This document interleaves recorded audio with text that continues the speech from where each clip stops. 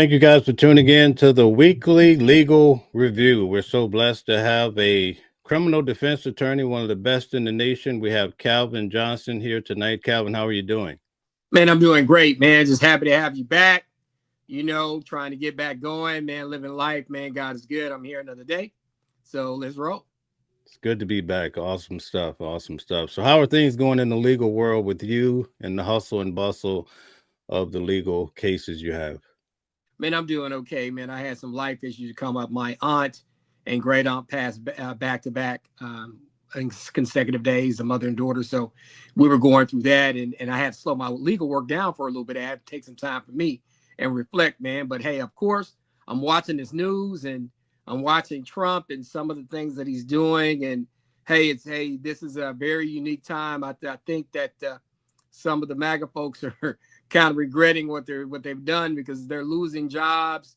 Companies are shutting down, laying large amounts of people off. And so it's been different out here right now. You know, Donald Trump had so many promises, especially in comparison to Joe Biden. He said he would bring about a big change, but actually the job numbers are down. What are your thoughts? Well, I think he gave a big tax breaks to these companies and these CEOs.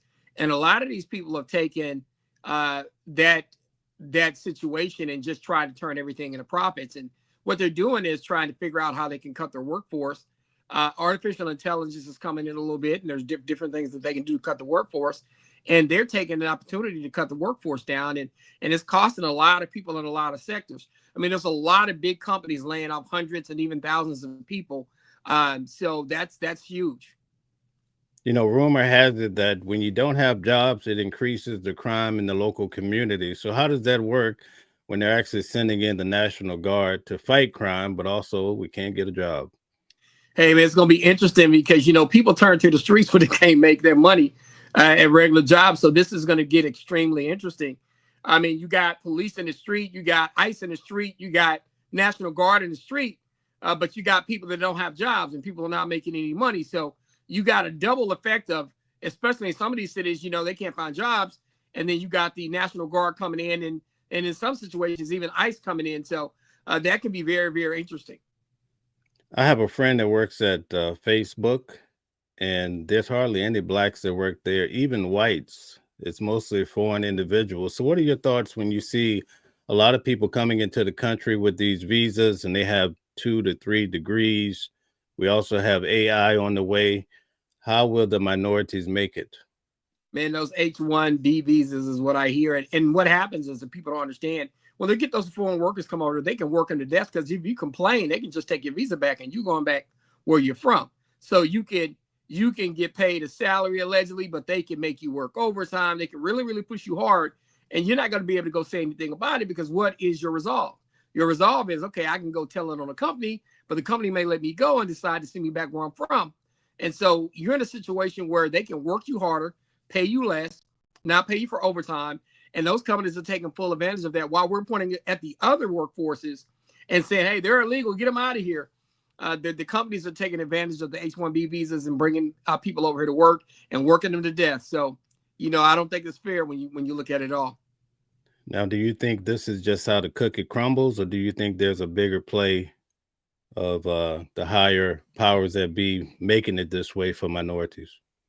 I think it is a higher power. And to be honest with you, I tell people all the time, Donald Trump wise, he opens up new avenues for businesses, which is a good thing. But also he's a profiteer. So he is going to try to profit every situation that he gets involved in, even the presidency itself. And some people, he's just doing it to help us. He's just doing it to save the country and this and that. No. I seriously doubt that. I mean, maybe on one hand, he wants to help America change. I get that. I give him some of that. But he's in this to make a profit, everybody. He's always done that. So it's not surprising to me that he has created situations where he can profit. A lot of the big CEOs, a lot of the big donors, a lot of people that give him a lot of money, he's giving them a lot of leeway in his new administration, and he's pushing policies that are going to cut their tax rates. Right. What are your thoughts in regards to this whole Epstein dilemma when you see some of the victims coming out talking about their actual experiences? Man, I had watched that whole episode on once on Netflix talking about Epstein and some of the things that those girls went through. Uh, uh, they said that the lady, I guess Ghislaine Maxwell, whatever her name is, she actually was recruiting girls. She would get girls that had already been over to Epstein. They would slowly trick them in and slowly groom them into doing a little bit more than massages. And then they would have those girls go get some of their friends and invite them over. So there was a whole system set up where they would do this. And if you ever complained, if you told the police out there in Florida, they would turn a blind eye, or Epstein would give a big donation. And then when they did catch him on one, they let him do house arrest, but it wasn't really house arrest because he could leave and return. I mean, he literally could walk around and do whatever he wanted because he had all of that money. And then those people who complained about what happened to them, those people in Florida really didn't take them seriously. So when it comes to the actual victims, you'll hear them often say that Ghislaine Maxwell actually was involved in these acts. Why would they give her a softer prison or perhaps even pardon her under those circumstances? I think because she knows a lot. She knows a lot of people that are connected to them, and she knows a lot of them that were connected to that situation. That's my guesstimate. My guesstimate is that she knows some of these people that are cutting her breaks. They were involved in this Epstein stuff, and they were doing a lot of stuff in this Epstein stuff. So I think that you do that, number one, to keep her quiet. Number one, to have her talk favorable about you. Number two is to make sure that she doesn't expose a lot of the people that were doing some of the things that we were complaining about people doing in this Epstein situation. Now, from a legal standpoint, Donald Trump actually showed the video where he actually said out of his own mouth that Ghislaine as well as Epstein were actually taking girls from Mar-a-Lago. Were you shocked to hear the president actually admit to that, especially from a civil level? No, I wasn't surprised. I've long thought that he had been involved at some point with Epstein, and at some point had been involved in that situation with the trafficking. I don't know to exactly what extent, but I do feel like he knows what Epstein was doing. Epstein knows what he was doing, and it wouldn't surprise me that somehow he's either protecting Epstein or he's protecting himself, so a lot of stuff doesn't get out. Right. Do you see this going away in time, or do you think it's going to be an ultimate failure of the president? I don't think it's going to go away. I think people will continue to talk about it. I think even when you try to make it go away, people are going to start talking about it even more. And so when they start talking about it even more, Mel, I just don't see it just flat out going bye-bye. I mean, somebody's going to bring it up. They're going to continue to bring it up. And if you get a new administration, then all bets are off because they're going to go in. If they see anything that's going to be detrimental, they're going to expose it. Right. You know, a lot of people say that this whole MAGA movement was a cult, right? And that Epstein was he was the center of it because they basically hung their hat saying, listen, this guy is the center of all these atrocious things, right? But now it's turning out that Donald Trump and other people that are part of MAGA are involved in the situation. We don't know to what degree. Do you think that makes a big deal? I think it does. And the reason why I say that is because they campaign on how bad this is, how bad what he was doing is, and then come to find out he definitely was involved at somewhat in this situation, and he knew Epstein. He had a decently close relationship to Mr. Epstein, and so that's a very, very interesting way to look at things when you look at everything that Mr. Epstein was accused of. You look at Ms. Maxwell and what she was accused of, and the fact that she is kind of getting soft treatment at a low minimum security prison right now. And she was the second in control, second in command with Epstein. And this president is allowing that under his Justice Department tells us a lot. Right. Do you think that it's a issue that both parts of the aisle is involved with Epstein, and maybe that's why there has been a reluctance of releasing the files? I think there is. I think there's going to be a lot of senators. I mean, I heard Clinton had ties to it. Trump had ties to it. And when you got two people that are diametrically opposed like that, and they have these connections, it would not surprise me that it would be people on both sides of the aisle involved with Epstein in some way, shape, form, or fashion, either with the trafficking or donations and money. You know what I find to be interesting is that no one has come forward, no female has come forward and said Donald Trump actually did this to me. And I find that to be intriguing when it comes to the accusations. There's nothing solid on him. And I do find, and that's what I'm very careful about when I speak about that, because I don't want to accuse somebody of doing something that they did not do. But at the same time, I'm curious to see what kind of situations are out there involving him, especially with everything that went on with his other lawyer. I've got the Michael guy, the guy that ended up going to prison for paying the money off. But when I look at some of the relationships he's had with people and some of the ways that he's made things go away, it wouldn't surprise me that there's somebody out there that could say something, but he may have paid them off. Or with that being said, maybe he's not involved as much as we think he is, and maybe he's just involved with Epstein business-wise. That's why I'm very careful about what I say, but there's some very curious behavior around him, Epstein, and Maxwell that really makes me raise my eyebrow and say, hey, man, how are you connected to these people to the point where you are giving her a really light hand here? Yeah, the young lady, Virginia Dufresne, I believe, she's the one that unalived herself earlier this year. She's the one that Donald Trump actually said was taken from Mar-a-Lago around the age of 16 or 17. So it's going to be really interesting to see how this takes a turn, in regards to her. But I wonder, when it comes to the the group that has come out now, will that make it easier for other people to jump in and say, okay, because Virginia, she was by herself making these claims. Mm-hmm. It's a lot harder. But when you have a group out there, wouldn't it be easier for others to come forward? I think people are scared right now. Donald Trump wields a lot of power. As you noticed, even the people that went after him when he wasn't president, he has came back and he's went for their necks. And a lot of people have noticed that. And that's the concern that I have with him as a whole.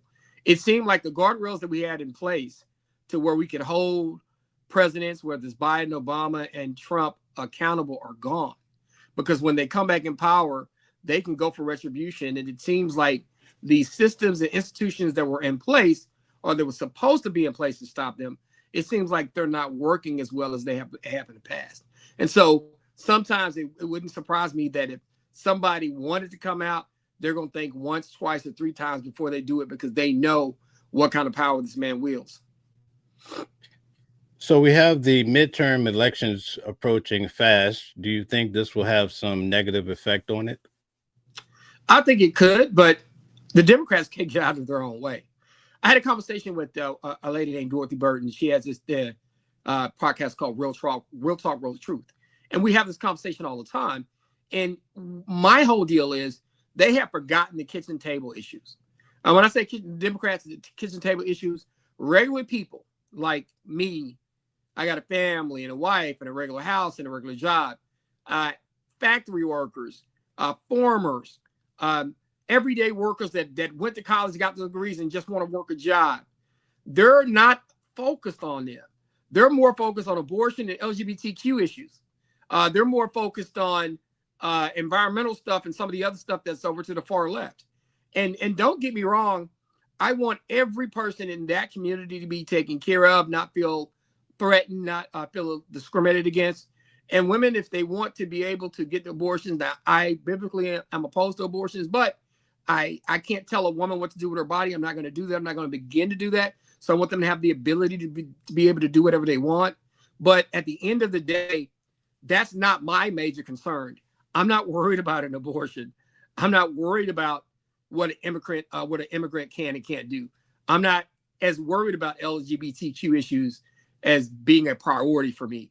My priority is myself, my family, my wife, my child. Can she get an education? Will she have a future in the United States?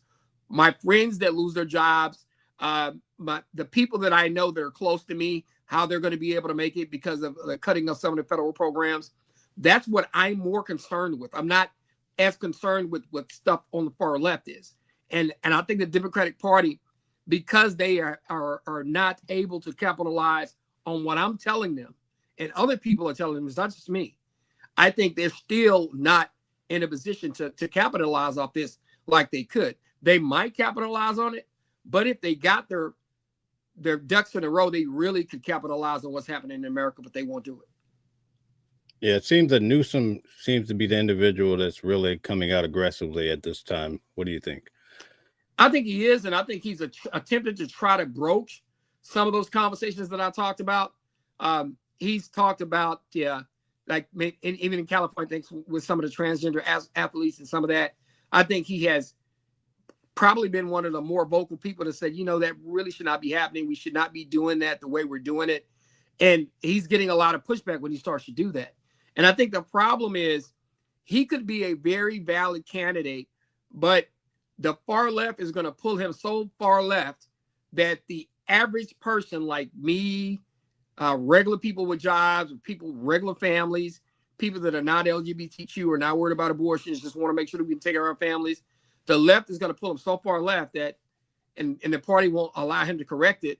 And at the end of the day, even though he's maybe popular, I don't think he can win. All right. So we have a lot of people here in the chat. Thank you guys for all the great comments. We've been checking you out. Thank you for all the support. We'd like to ask you, if you could, to hit the like button, give us a like, a share, subscription to give some support to the channel. Also, we'd like to have Calvin tell you guys, as a defense attorney, criminal defense attorney, how he can be reached. I can be reached a number of ways on my website at theywon'tletmeout.com. My phone number is 214-565-5600. And my email is attorneycalvindjohnson@gmail.com.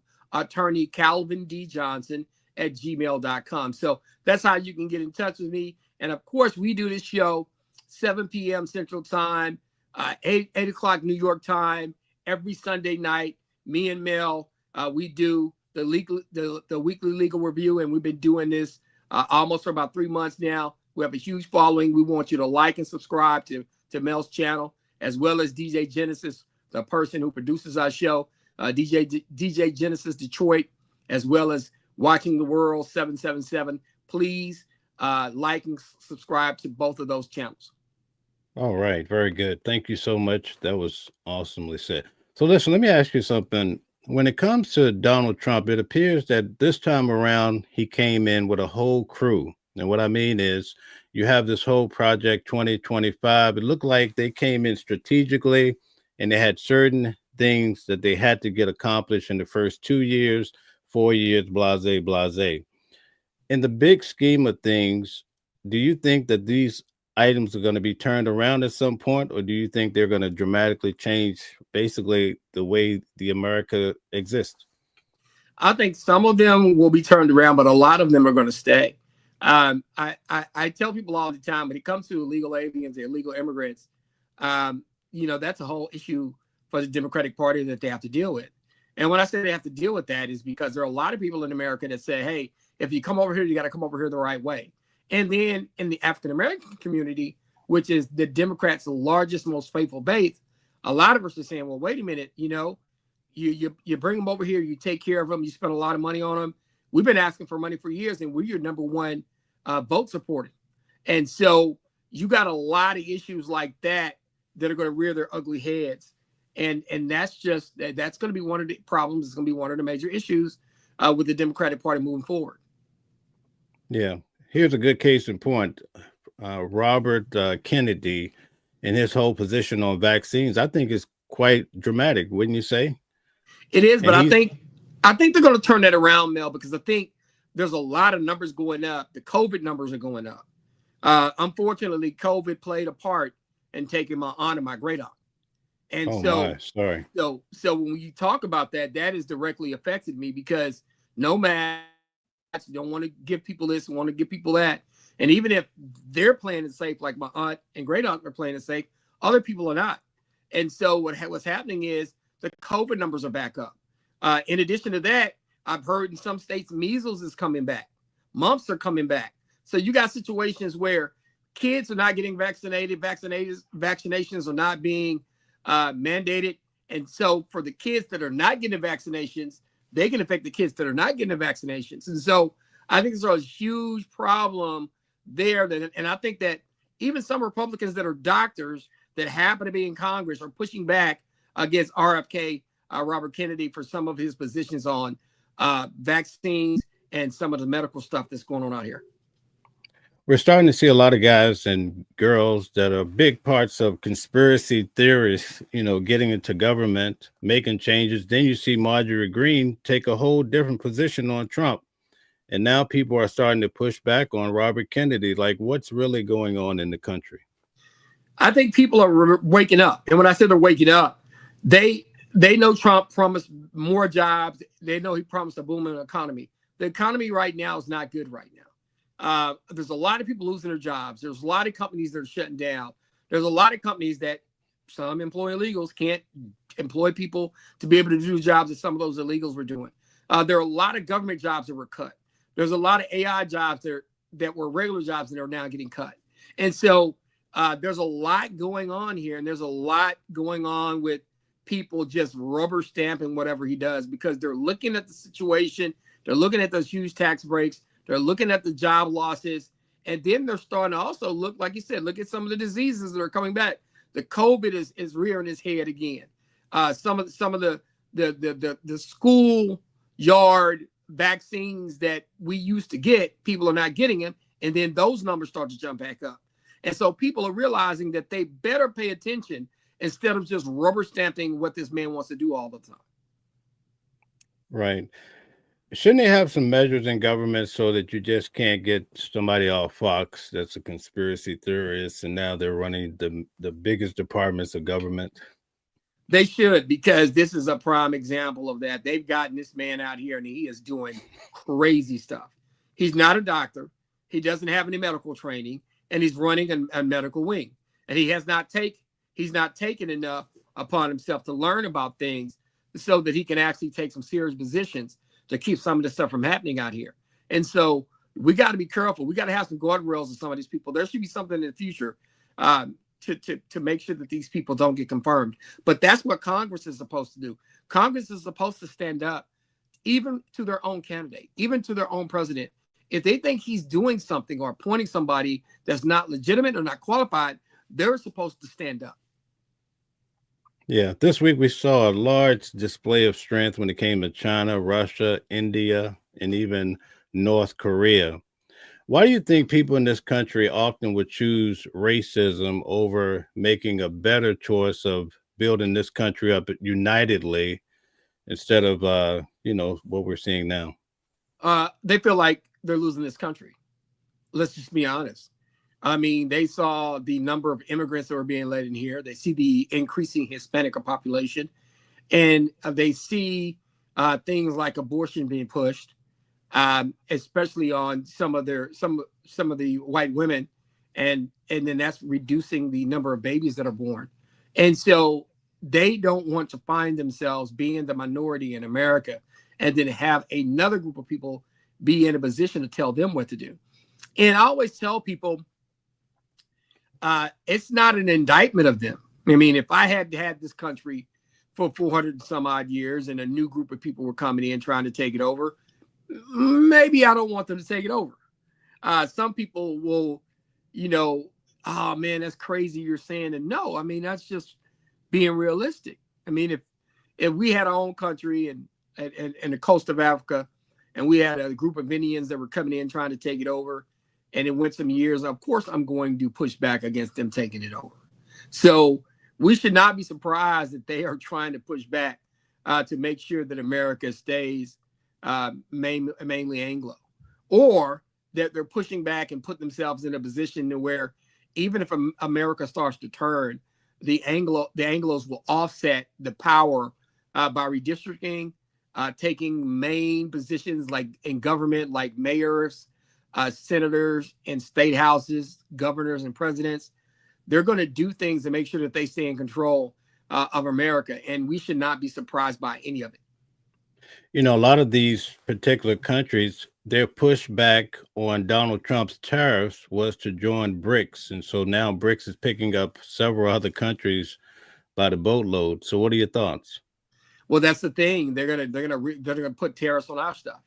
And so now some of these American companies, I've heard, I was watching something on one of the news show, one American company, the tariffs have completely killed their company. because of the amount of money that the other country has to pay to get the product that they're producing. And so we got to start thinking about that. Some of these tariffs, they can do reverse tariffs. They can do some of the same things you're doing to them. And there are going to be companies and industries in America that cannot survive when that happens, because we have a lot of labor laws, we have a lot of rules and regulations, and other people in other countries don't have those same rules and regulations. And so when you make a big deal and you now your item is getting charged a 25% tariff and your profit was 25%, then what do? So let me ask you a question. Do you think it's a pipe dream to think that the United States is still the leader of the world? I would say it still is, because of what we can do, because of our military might. But business-wise, I don't know anymore. I think that the power is in the hand of a selected few and Americans. And I think that other countries are caught up to us financially. But I think because of our military might and our policy might, I think we still control what happens in the world. Right. Amazing. So let me ask you a personal question. As you move forward with your own business and your own life, do you have fears about the economy I and do. what's going to happen to the minorities in the country? I do, because a lot of my clients are minorities, and a lot of my clients, I get money from people who commit crimes or who need my services after they make life mistakes. And a lot of those people would not have money to be able to hire me if this continues. In addition to that, I have 3 or 4 employees that depend on me. I try to take care of them, and then I have a family to take care of myself. So I take care of my family, my extended family, the families of 3 or 4 people that work for me, and I give and I serve in the community. I just donated one of my friends as the head basketball coach at Howard Payne University, and I just bought a locker, gave a donation. I gave a donation to Queen City Homeowners Association. I gave a donation to Dixon Circle Community Association, where I grew up. And so I do a lot of stuff in the community, and people like myself are going to be less likely, number one, to give, and number two, sustain their employment levels because of this economy, because the money is not going to come in like it used to if we're not careful. Sometimes I worry that minorities, I'll say just to say it lightly, are in deep trouble. Let me tell you why. I have a client that's an FBI agent. He said that the red states, like in the center of the country, Midwest, that's where 70% of the weapons are. Where you can't even find a black guy out there. And Bingo. if he is, he might be working for somebody or a truck driver passing through. Like, what is this shaping up to be? Well, sometimes we don't know. And that's the problem. You look at America, you look at the amount of money we spend in the military and how we're so militarized and how we use the military now, National Guard wise, to be able to go into places like Chicago, go into places like DC, go into places like Baltimore, thinking about going into LA. So you got a lot of stuff going on there, man. We're using the military for non-military things against other countries. You're starting to use our military against our own people. Right. A lot of people are worried in regards to that, but also I have to be honest with you. Some of these cities, especially New York City, recently we had a guy, he was an illegal immigrant. He set a lady on fire right on I think it was the C train in Brooklyn. I mean, people are doing things that are out of control. So on one hand, you say, hey, we do need a big change. But on the other hand, it might be a bigger play at hand. Do you think? Yeah, and see, that's the thing is, I think Trump is smart. I think he's diabolical when it comes to certain things. Does he want to get rid of crime? Yes, he does. Who wouldn't want to get rid of crime? Who wouldn't want crime to decrease?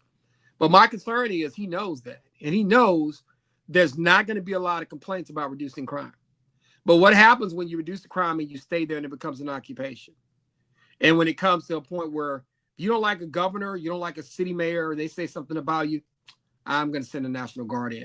I'm going to send my military in. And that is very authoritarian. There's a very dictatorship leaning behavior. And so those are the concerns that people should have. And then when it comes to civil rights, when you start bringing the military in, the military, they're not trained like civilian police officers. So they can violate your rights. And in a lot of situations, you won't have a lot of recourse. So those are the things that really concern me when it comes to using the National Guard to come into some of these cities to clean some stuff up. Of course, I want crime cleaned up, but that needs to be defined, and it doesn't need to become an occupation, and that's the thing that I get concerned with.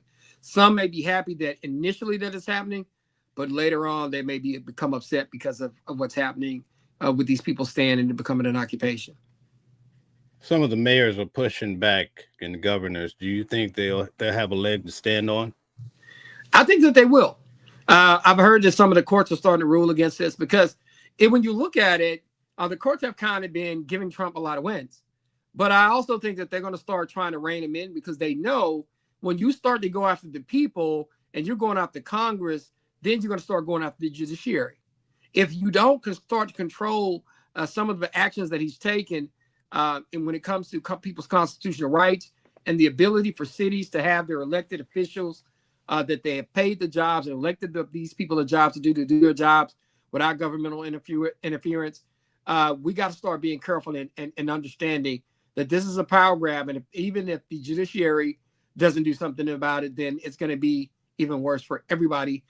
Congress, the judiciary, and everybody that's not in the executive branch. And I think that people are really starting to realize, hey, we got to rein them in at some point. We can't continue to allow this behavior. You know, in war, they have what they call collateral damage. And also when COVID hit, at some point, it was, hey, some people are just going to pass away, move them to the side, get rid of them. That's the attitude. So now we're starting to see it at a financial level where they're cutting back on aid and many different levels, right? And people are falling off financially. And then they're targeting the homeless. Mm-hmm. So what do you think the real picture here is? Man, it's going to be a huge problem. There are going to be a lot of people in despair. And a lot of these people are not going to take it laying down. When you start affecting the ability for people to survive, they're going to take drastic measures.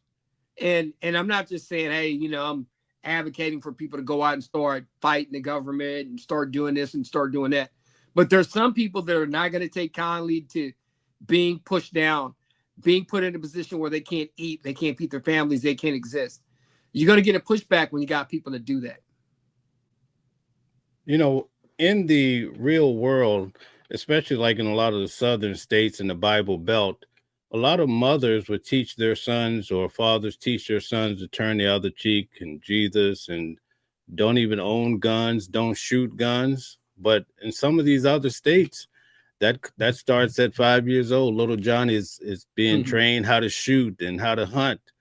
I see that there's a big issue here as far as the playing of sides. What are your thoughts? Yeah, it's funny.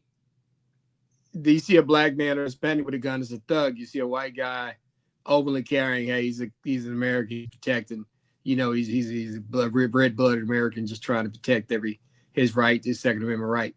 And see, that's the thing that we have concerns. I've always thought about this open carry situation as a trap because it creates situations where you can define people by how you see them. And a lot of people see black men with guns or Hispanics with guns as dangerous. You see a white guy with a gun and he got one on his truck rack and, he's just pure-blooded American just having his right to bear arms. And so when you start looking at people like that, you start viewing that and you start teaching your children at 4 and 5 and 6 and 7 and 8 years old how to use guns, how to shoot guns. It's a different look. It's a different world. And I always said that they were going to use this at some point to play games with it. And that's kind of what they're doing right now. Right. Do you think the difference, though, is that in power, we have individuals that are pretty much lining things up to go adversely toward minorities? I think we are. And I think one thing I will give the Republican Party that they can map out a plan and they can stay on message and they don't get off message. They can get a plan, they can go, they'll execute it, and they will continue to stay on message. And that's kind of what they're doing right now. When the Democrats came in power after they got Trump out the first time, and Biden got in there, they tried to go after Trump, and they were sloppy about it. They took their time, and of course, nothing really stuck. Now, of course, he got convicted of those felonies in that one trial, but at the end of the day, the thing out in Georgia flopped, and some of the other things flopped, and so when you look at that situation, the Republicans are not like that. They know what they want to do. They've gotten in here. They've cut the Department of Education. They cut some of the student loan stuff. They've cut other branches of the government. So the government is less involved in some of the day-to-day needed essentials of Americans. And they've cut taxes. They have been on message. They've been on fire. They get in there and they do what they're supposed to do. Unlike the Democrats, we get in there and we forget and we kind of jack around.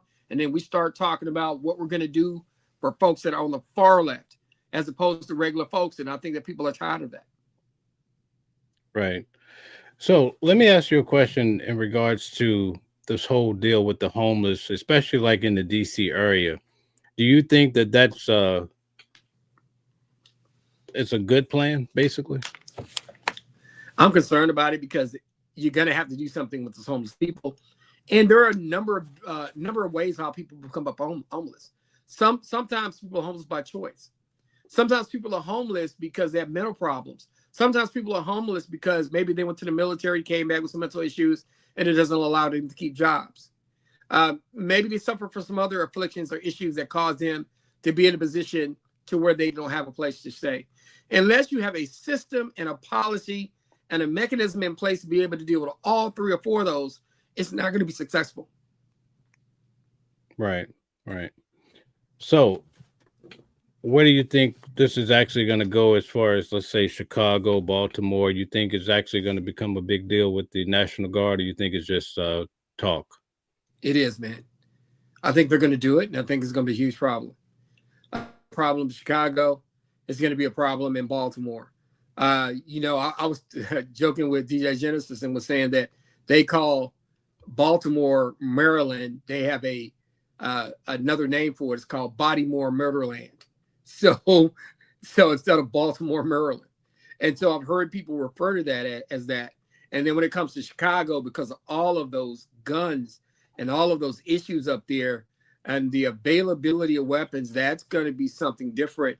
And we need to be very careful with Baltimore and even be more careful with Chicago, because there are going to be some people that are not going to take kindly to that governmental occupation.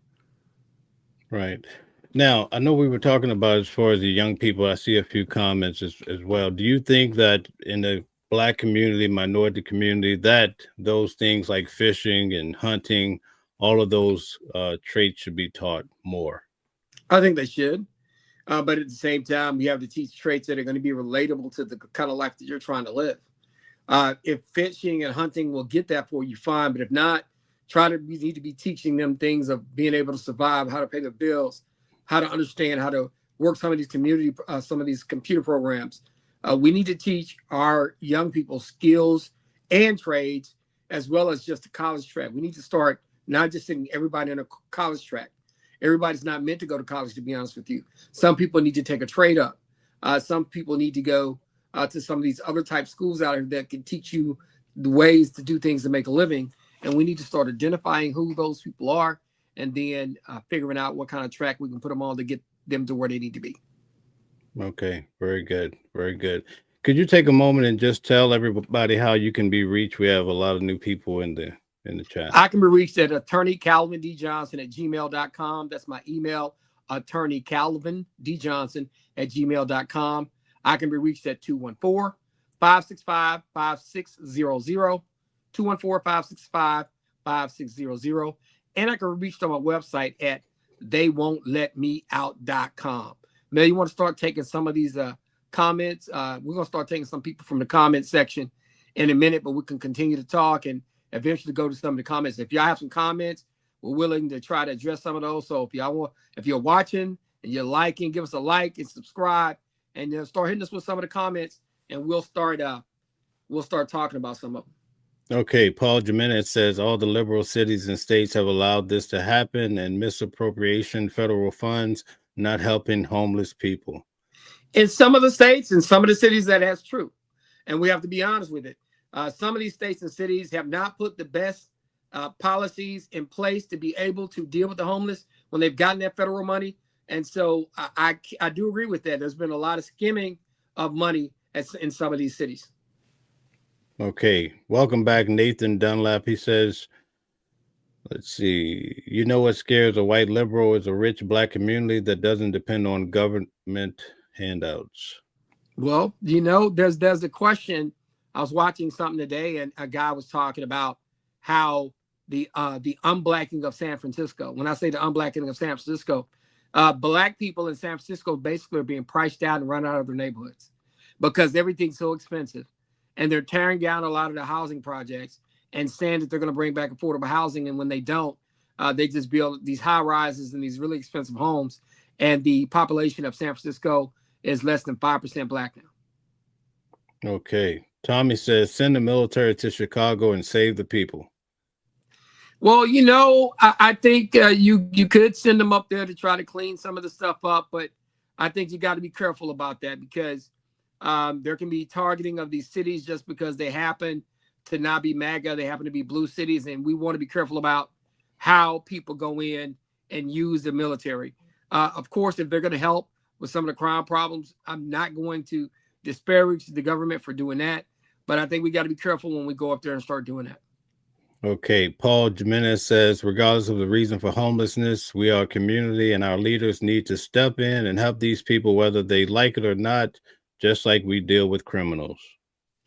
They should. And I had a conversation today, Mel, with somebody, and I said, a lot of these leaders, especially at the state and federal level, need to come back and walk these communities. They need to walk on the street and actually see, hey, what's happening on the street? How many homeless people are out here? How does that look? And the reason why I say that, they'll send their assistants out, they'll do a study, but I want people to actually, if you're local, state, or federal, come walk communities that you've been voted in to serve, and look around those communities and see what's happening with the homeless population, and start figuring out ways to try to deal with it. Okay. Patrick Hickson says Democrats have a 19% approval rate, and it's because of delusional opinions like this. And what happens is I try to tell people, like, we're pretty balanced. There's no delusional opinions on here. I try to tell people what we have is we have to be honest about everything that's going on. With Trump, there's some great things that he's doing in terms of doing some of the things, eliminating some of the waste, making sure that people and criminals that are in this country, that are not supposed to be in this country, they're getting out here. I support that. So there's nothing wrong with that. But I think you got to be extremely careful when you start talking about certain things. Some people are so MAGA that no matter what he does, they see everything that he does as positive. And I just don't do that. I'm kind of right down the middle. When he does something great and does something good, like getting rid of some of the dangerous illegal aliens that are in our country, hey, I'm all for that. Love that. But if he's going too far, if he's giving tax cuts to these companies and they're laying people off, if he's going in and hurting governmental services that people are going to need, if he's cutting situations that people are really going to need certain services, I'm going to say that, and we got to be careful about that. It's when it comes to the Democrats and their 19% approval rating, I just think the Democrats have simply forgot how to deal with the middle America, which is the normal people that have families, that have daughters and sons, old people trying to pay their bills and make sure they get the Medicare and get their medical assistance, people that need their services, people that are trying to build a life in America. I think that the Democratic Party has put a lot of the illegal immigrants, a lot of the LGBTQ community concerns, and a lot of the other stuff, and abortion and stuff like that, they've given that more juice. And when I say giving it more juice, like for myself, abortion is not going to be an issue for me. I mean, I'm a regular person, married before I had my kids, got a wife, got a daughter. We're not aborting any kids here, so that doesn't do anything for me. LGBTQ, I know some people that are that. I want them to be okay. I want them to be safe. But at the same time, I'm not going to put their interests ahead of my family, ahead of my parents being able to get their medicines, make sure that my parents are able to afford the housing that they currently have, making sure those are the types of things that I care about, even as a Democrat. And the Democratic Party is not focusing on those issues. Even when it comes to black people, a lot of black people complain because what they saw was, especially in Chicago, them spend $1 billion on illegal immigrants, where for the last 30, 40, 50 years, people in the African American community have been asking for the help to rebuild their own communities. And those people that are in Chicago that saw their mayor spend all that money on them, hey man, that's not the way. That's dumb. That's a recipe for disaster. And if Democratic Party does not focus on its most loyal voting bloc, which is African Americans, and make sure that they sustain and stabilize that group, they're going to continue to leak. Because remember, there was an argument between black men and black women because Trump got 20% of the black male vote. And they said that was even trending up even higher. And then even with black women, they used to 95%, they used to vote Democrat. Now it's about 90%. So they lost about 5%. And then black males lost 10% in terms of the Democratic Party. So there are a lot of people that are looking at the Democratic Party saying, hey, man, look, we're losing our communities. We're being redistricted out of our seats. So at the same time, y'all better do something about this. If you don't, we're going to go over there. A lot more of us are going to go over there and have a conversation about, hey, if we vote, hey, can we get this? Can we get that? And we have to be able to do that as a people and not get judged by people over to the far left because we're not putting their interests above ours. Now, speaking of the LGBT community, right? You had mentioned there's a case down south where the lady did not want to perform the marriage because it was against her religion. And now I guess they're trying to get it back before the Supreme Court. Do you see a major change coming for the community? It seems to me that the country is starting to go in a different direction of always ruling in favor of the LGBTQ community. Some it may be good, it may be bad. But I think that they're willing now. I think people are really starting to question how far left that you want to do and how much do we do to make a certain segment of the population comfortable all the time. And when I say that, you definitely want people to be treated fairly. Like I have LGBTQ friends. I love them. I love them for how they are. I don't have a problem with them. But at the same time, there are a lot of people that are saying, I'm not willing to sacrifice my needs, my wants, my positions, and my future just so that you're going to be okay. And just to do too much in that direction to where we start to lose things on our end. And there's been a huge conversation, not in the Democratic Party, but in amongst the black people that are saying, hey, we've tied ourselves to some things on the far left that all of us don't support, and we're being punished for that now. And so it's become a reality, and we need to revisit how far left we're willing to go. We need to revisit how far we're willing to go on trans and LGBTQ stuff, how far we're willing to go on abortion. So we got to really start paying attention of how we're voting. And then if we're going to vote 90 and 80% for the Democratic Party, we got to be able to have some say so on that platform. They can't tell us what they want us to do. We should be telling them what we want. And we're going to start doing that. Right. Do you think a problem is that they went too far to the left side, especially when you had men playing in women's sports and the pronouns and all of that? Do you think that that's the reason why we got here? I think exactly that's why the reason we got here. And I tell people all the time, I'm not anti-trans, I'm not anti-LGBTQ. But when you start pushing and pressing certain things on the majority of the rest of the country. So let's say that the LGBTQ community makes up maybe 10 to 15% of the population. Let's say it's 10%. It's like you're putting pressure on the other 90%. And you're displacing some of the other 90% just to make sure that 10% is okay. And when you start talking about voting and you start talking about elections, that's when you really start to wake up, because what happens is you're in a situation where you're doing all this stuff, make sure that 10% is okay, but you still got to have people vote for you. And so that other 40 to 45% that you had that was going to help you win, they're going to feel like you're not prioritizing us. You're not trying to help us. And if you're going to help us, we're going to either stay home, which a lot of people did, or we're just going to vote Republican. And a lot of people decided to just stay home. And I think that's going to hurt. And the Democrats, what they got to understand is they can no longer scare or shame people into voting. When I say scare, if Trump is in there, this is going to happen to you. That's not going to work anymore.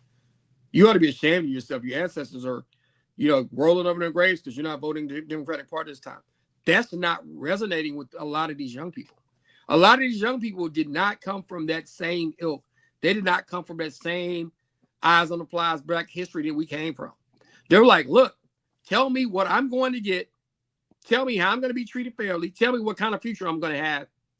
If you're just focusing everything on the left, you're not focusing on me at all. I'm not going to vote. I'm already, young people really don't want to vote anyway, for the most part. And the ones that do, if you don't engage them, if you don't get them something that they can be inspired to do, then they're not going to vote. All right. So let's switch it up a little bit. Let's have a hard talk. It's probably a talk that a lot of people are not going to like, but let's just go there. In the past, we had people like Martin Luther King, Malcolm X, right? And if I were to ask you now, who's sitting in that seat, I think you would have a hard time to choose some solid names. No one. And the guys that this generation would choose as the leaders, the mouthpiece, a lot of those guys are advocating the violation of women. Their speak is just deplorable. They're all over the place. So what's the way forward, and why do you think that's the case? Did everybody get bought out? I think a lot of people got bought out. And number two, in our community, we don't celebrate educational achievements and leadership preparedness. And when I say educational leadership and leadership preparedness, like myself, for example, I went to the High School for Public Services, Government and Law. I went to law school. I opened my first business in the South Southern Dallas community. I've never tried drugs, never had drugs in my life, never done anything like that in my life. I've always resisted, even though it was all the way around me. So I'm kind of an example of what you should want to elect. I went to school to be able to do this. I have a history and political science degree. However, when I ran for the Dallas City Council here in Dallas, a chef beat me, a high school person that taught cooking at a high school. It was because a lot of people in our community, African American in our community, were actually scared to support me because the powers that be that kind of paid them were not going to let them do it. And that's the truth. And you know, it's crazy. I'm crazy, right? But that's literally what happened. I mean, the ones that I looked up to, I had helped get elected, I looked up to and done work with, you go to them for the endorsement, they can't do it because somebody who's been giving them money for the last 10, 15 years is telling them, you got to stay out of this one. You got to stay out of this one. And they pick the person, and kind of what happens. And it's too much money in politics, and it's too much click. There's too much clicks in politics, and some of these sororities, some of these other organizations, some of these political organizations are just serving themselves instead of serving the people in the community. And I think that's part of the problem. Okay. So you had a video that you wanted to show. I guess we could go to the video now. Yeah, before we go into that, I have another video I wanted to ask Calvin a question of before we go to that video. Okay. All right.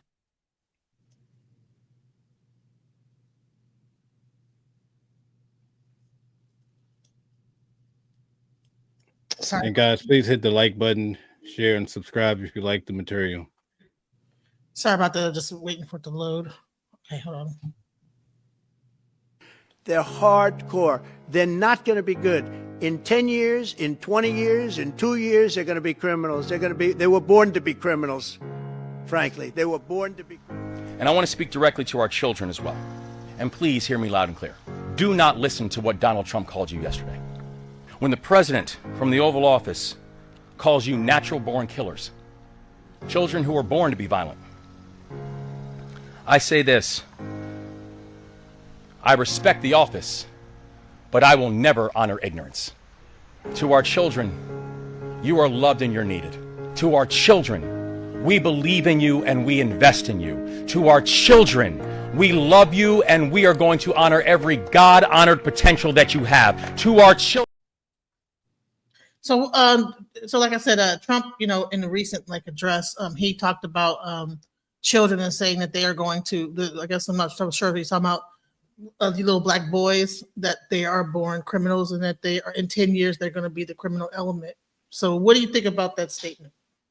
And see, that's what we got to be careful of. He speaks in a lot of coded language, and I think part of that is the problem. Number one, part of that we've allowed that. We've allowed people to feminize our black men. And when I say feminize our black men, black men that are strong like myself, black men that will speak out, black men that will stand up straight, even to our own women, they're not being pushed. They're being pushed to the back. They're being, oh, you're misogynistic just because I come out strong and I will say what I need to say and do what I need to do. And people have to understand the reason why I am this way, because if I go in here and I have to fight against people like Donald Trump, if I have to fight against people like Abbott, our Governor Hot Wheels, if I have to go out here and fight against the vice president and people like DeSantis down in Florida, I need to be strong. I need to come out strong, and I need to be direct. And what's happening is we're creating situations, number one, where we're allowing for Mr. Trump to demonize young black men, number one. Number two, the Democratic Party is pushing, to me, the feminization of black men, which means not having strong African-American men in positions of power. And when people see that, they'll say you're misogynistic. But it's not misogynistic when I got to go to war with DeSantis, and I got to go to war with Trump, and I got to go to war with J.D. Vance, and I got to go to war with some of these people in MAGA. You need strong, stand-up, straight-back men to go after some of these folks. It's a great job that our women do, our African-American women do. I love it. Thank you for you doing what you're doing. But y'all need some men to come and back y'all up. That's just the damn truth. So a lot of people don't want to hear that, but I'm tired of just talking out of a can. I'm going to say it, and I'm going to keep saying it. That's my idea on that. So let's go to the other video. Okay, all right. So I just wanted to at least, get some things. Some people were saying it's a soundbite. I didn't want to play the whole thing, but it's the most recent. I could put it in the I'll put it on my wall. Yeah. It was something I just kind of threw in there. I wanted to hear what you thought about that. Hey, Calvin, before we go to that video, JDP says another thing is young people are led by social media, and it seems like Democrats did not want to go that route. Trump went to a few platforms. He went to a lot of great platforms, and Trump was really good at using social media. I think that's smart. And I try to tell people, as much as sometimes I may not like what Trump does and how he does it, I can give him a lot of kudos for being smart enough to do a lot of the things that the Democrats are not doing. He understands that he has to capture the hearts and minds of middle America. He understands that he has to prioritize the wants and needs of regular working class people, or at least seem like he does if you don't agree with the fact that he does. But I will tell you, he leads with that. He leads with job talk. He leads with money talk. He leads with economy talk. That's what people are doing. And if the Democratic Party is not smart enough to do that after getting their butts smashed and wiped all across the floor last time, then that's on them. They're going to eventually get it.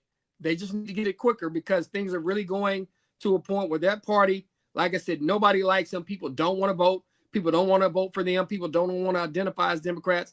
They better fix that and start fixing that fast. And they need to quit doing these damn studies and come talk to some real people.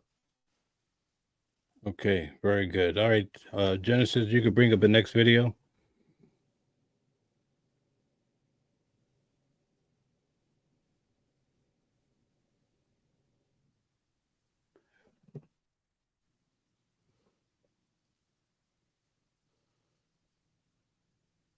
LaToya Lawrence. She was found dead in a car with a gunshot wound in 2021. The district attorney dropped the charges against the suspects, and now the state is stepping in. Mother and grandmother LaToya Lawrence was shot to death in 2021 in the tiny North Carolina town of Scotland Neck. Hours later, her married boyfriend and his wife were charged with murdering LaToya, according to court records. LaToya's family say years went by with no word about the court case. Cousin Kim Williams said she began emailing District Attorney Kim Scott, asking what was taking so long. I started emailing. I went to asking my aunt questions of what was going on, and none of it sounded right. None of it. So I started emailing, and I started emailing in DA Kim Scott, the DA for Halifax County. She responded. At that time, she responded, and I went to telling her that I'm speaking up on behalf of my family member, LaToya Lawrence, who was murdered. So I got her to meet with my family. I live in Florida. So I got her to meet with my family, and I was on the phone when they met in this meeting. And that's when she went to telling us, that, evidence was misplaced. These people confessed. The confessions were misplaced. Not only was the alleged video confession missing, so were some body cam videos from investigators, according to one of those officers. In May of this year, the district attorney dropped all charges against the suspects, citing potential evidence that had gone missing. LaToya Lawrence is my first cousin. We had a bond. We talked, we laughed, we cried together. We were close. LaToya was funny. LaToya would give anyone the shirt off of her back. Very loving. She has 2 children. Before this happened, she had a granddaughter. She now has a grandson as well now, but she was loving. Anybody in the community had nothing bad to say about her because that's the way my auntie raised her. She did anything for anybody, so this is why this hurts so bad. Prosecutor Scott also cited evidence obtained in violation of a defendant's constitutional rights, according to her dismissal filing. The cases were dropped without leave, meaning the Clarks can never be tried on those charges. She also issued a Giglio letter against 2 cops involved in the investigation, meaning they can never again testify in any criminal case in her jurisdiction, according to local reports. Those men, Police Chief Tommy Parker and Captain Marvin Hilliard, resigned that same month, according to the town mayor. From me emailing, this lady has met with my family 3 times. And every meeting was just the wrong that Scotland Neck, North Carolina police did.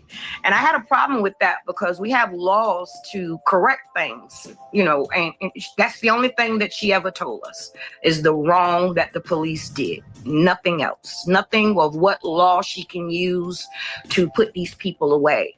My family is not giving up or giving in. We want justice, and wrong was done. And we want people to be held accountable for what they have done. LaToya Lawrence, 43, was shot in the head inside her car about 3 a.m. on August 7th, 2021. LaToya's mother said Scotland Neck police came to her home after identifying her daughter's body. The mother asked Inside Edition Digital not to show her face during the interview. When they came in, the first thing they said was, do y'all have any idea as to who would do this? We all said Antonio Clark.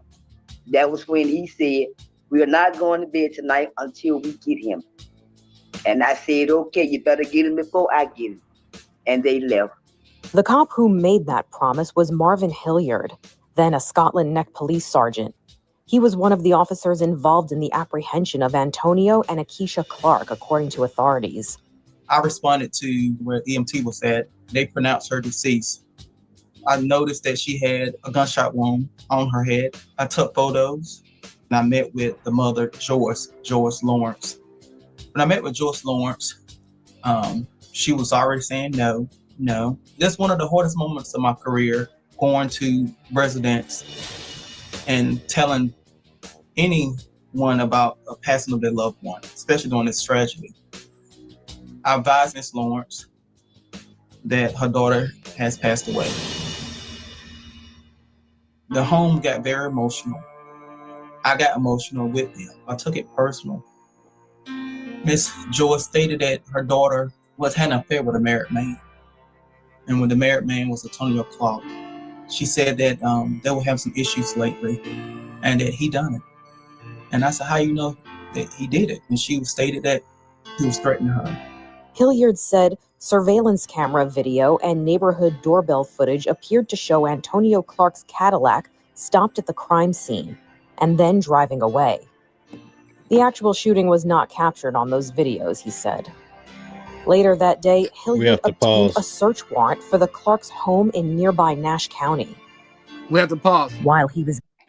Okay, so you have to give some commentary. But basically what's happening in this case, let's get to the nutshell because we don't want to play too much. That video takes up too much of our time. Basically what happened was the video that was copied onto these hard drives only stays there for 30 days. The officers allegedly did not get it, did not get it.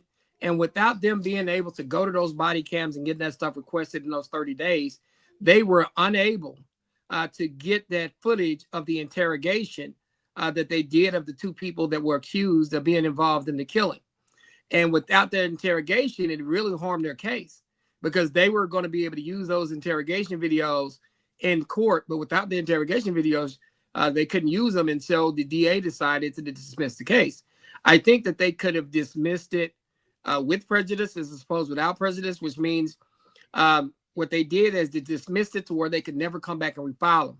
What the DA should have done is she should have dismissed them with the ability to refile at a later date or time if they were able to go back and get that evidence. And what's happening is the DA was trying to blame the police department for losing that evidence or not requesting it because after 30 days that evidence is gone.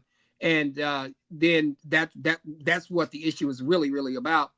Those those police officers did not save that evidence, and they did not get it to where they could get that recording over to the DA's office because the way that it works now, the officers are responsible for providing all the evidence, all of the interrogations, all of the body cams, all of everything that they have over to the DA's office.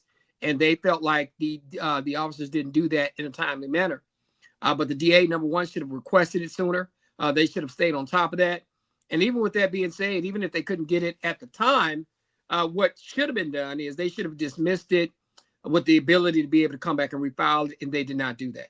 And what's happening in this situation is you got on one end the police, and on the other end, you got the DA's office trying to blame the police, and you got police blaming the DA's office, but nobody's getting prosecuted. And because the way they dismissed it, they can't come back and charge those people with murder. And so it's a mess. Okay, so just for clarification, can you explain dismissing with prejudice and without prejudice? With prejudice, which means it can be refiled, which means they dismissing it for a reason, but it could come back. Without prejudice means that they cannot refile that case for no reason whatsoever. That means they cannot bring that case back to life.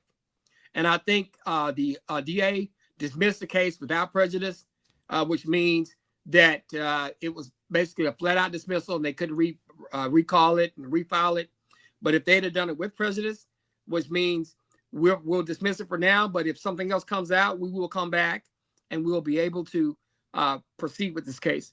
And I think what happened later on is they were able to come back and get the body cams. Somehow they were able to go pull that information from somewhere and be able to get those interrogations back in or back up on and to where they had access to them. But because they did it without prejudice, they can't charge. As part of it is the police department's fault, but to me, it's more the district attorney's fault in that situation because she had a mechanism to be able to dismiss it with prejudice, which would have allowed her to be able to come back and file it later if new evidence came back to life. All right. Very happy to be me says all police departments are incompetent. I tell people that you got some that are, but not all of them are. There's some good people that lead some of these police departments that stay on top of their business. And but there are a lot of them where some of the education level and some of the people that are elected to be able to run those departments can't run those departments properly. And so you do have some incompetency in some of the police departments across the country, but you also got some good ones. Okay. Mashona says, don't forget to hit the like button and support the channel. Yes, indeed. So thank you to everybody for giving the support. Did you want to go back to some of the video or you're done with it? Man, we can, because really what it comes down to, the gist of that video is this. A lot of our people, especially our municipalities that are ran by African Americans, a lot of people are questioning the ability of some of the DA's offices to be able to take out and carry out their duties to pursue people, to pursue criminals, to actually go to court and get convictions. And when you have situations like this, there is a level of probably, I would say, incompetency to dismiss this thing without prejudice, knowing that somebody lost their life and knowing that after talking to those officers, there was an interrogation. These people actually admitted that they were in certain places doing certain things, doing an interrogation, which was going to help them prove their case. And so to me, this DA's office should have just missed it with prejudice so that they have the ability to be able to bring it back. And so those are some of the things that happen in today's era. You have a lot of recordings, you have a lot of videos, and you have a lot of stuff that's going on. And then you also, because of all these recordings, it's changed the way that a lot of these cases proceed. There's a lot of video and there's a lot of audio evidence and there's a lot of cell phone evidence that's needed in some of these cases. And we have to be smarter as a community to be able to preserve them. Somebody said, can the family sue the department and the DA? They possibly could. They possibly could sue the police department. But a lot of police departments have immunity. The district attorney's office, they could sue the county, but a lot of those people have immunity as well, depending on what's happening in that particular state. They can try to sue them and pierce that immunity, but they would really have a bigger hurdle to jump to be able to sue those municipalities and the police department. Okay, very good. So here's another question I have for you, moving on to a different subject. In the minority community, Black community, we often get guys who collect a lot of money for different causes. There's several right now that we hear about, and they end up spending the money, commingling the money. The project never gets done. Is there a way for group economics in the Black community? There is, man, but you got to get people that take care of their business right and take care of their paperwork right. Dr. Moore Johnson has been collecting money for years. People have been complaining about, hey, when's this school going to start? I mean, it was like 12, 13 years and still no school built. And then, honestly, I kind of knew, man, I'm not giving this guy any of my money because he was kind of shaky and shifty. And I think that us as a community, we got to be extremely careful, and especially when we're following very charismatic folks. We need to start seeing some of the paperwork. We need to see tangible documents showing where the money is going. And if we're going to have group economics, we have to establish some procedures and protocols and some trust. And how you do that is by setting up situations upon which you can actually see the documentation being filed and seeing the money being used and actually seeing statements of how that money is being taken care of. If we can't have group economics, if we don't start to do that, and I think people like Umar Johnson, as well as that guy Jay that was doing the Tulsa Black Wall Street Fund, and they took all those folks' money, I think they do our community a disservice because a lot of Black people will not come together to start using the group economics that are more prevalent in the white community and the Jewish community. Right.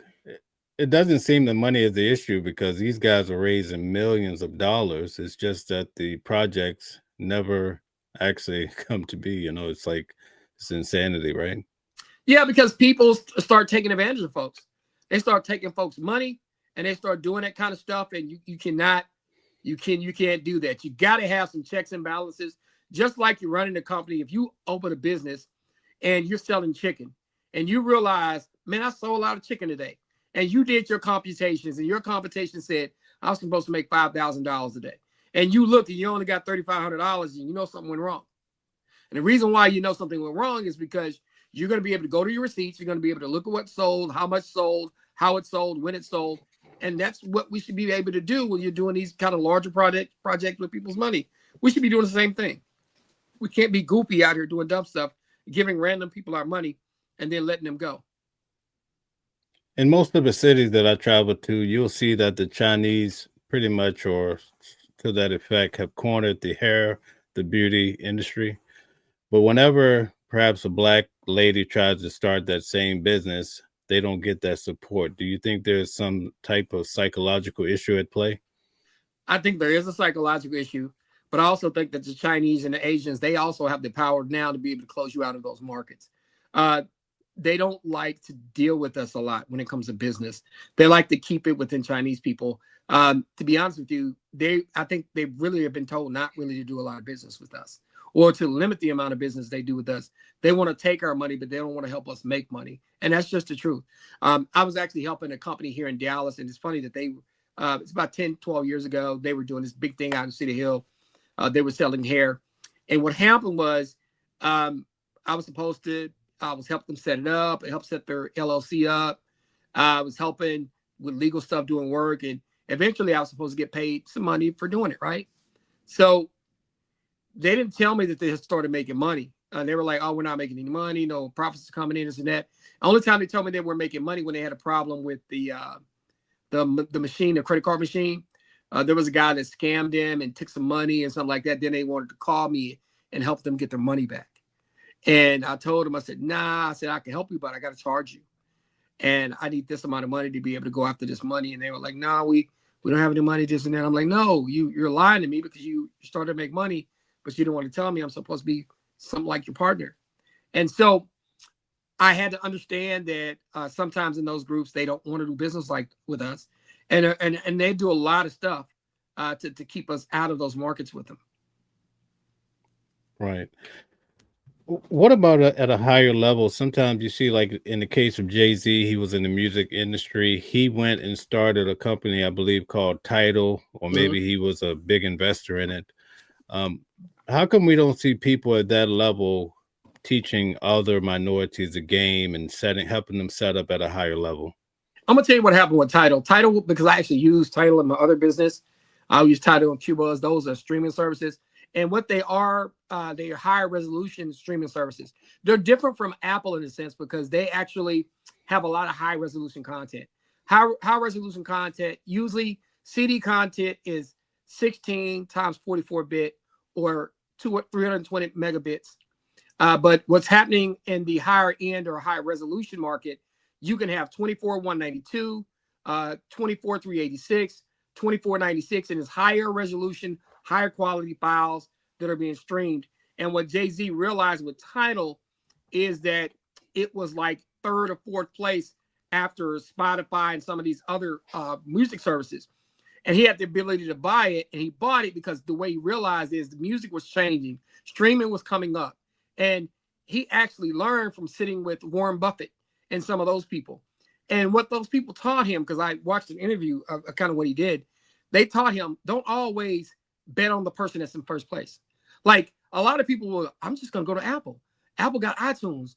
I should buy their company. That company's going to make money. Nah, go for the second or third place one that has the ability to grow because you're going to make more money if it grows, right? And that's what somebody taught him. But he went in the rooms with the Warren Buffetts of the world, but he shut his mouth and he listened. A lot of times, and I'll say this about us, we want to go into rooms and show people that we belong instead of just going in there, sitting down, listening and being quiet and paying attention. And that's kind of what Jay-Z was able to do. He bought Tidal because, number one, it gave him a network upon which he could go directly to people's ears. He could stream audio, and Tidal has the ability to stream video directly to people's ears.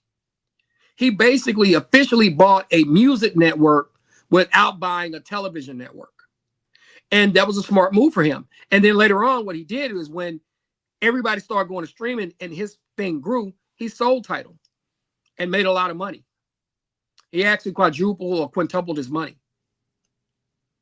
by doing that. And that was a smart move for him. But a lot of the times we don't want to have that conversation and bring other brothers in to do it.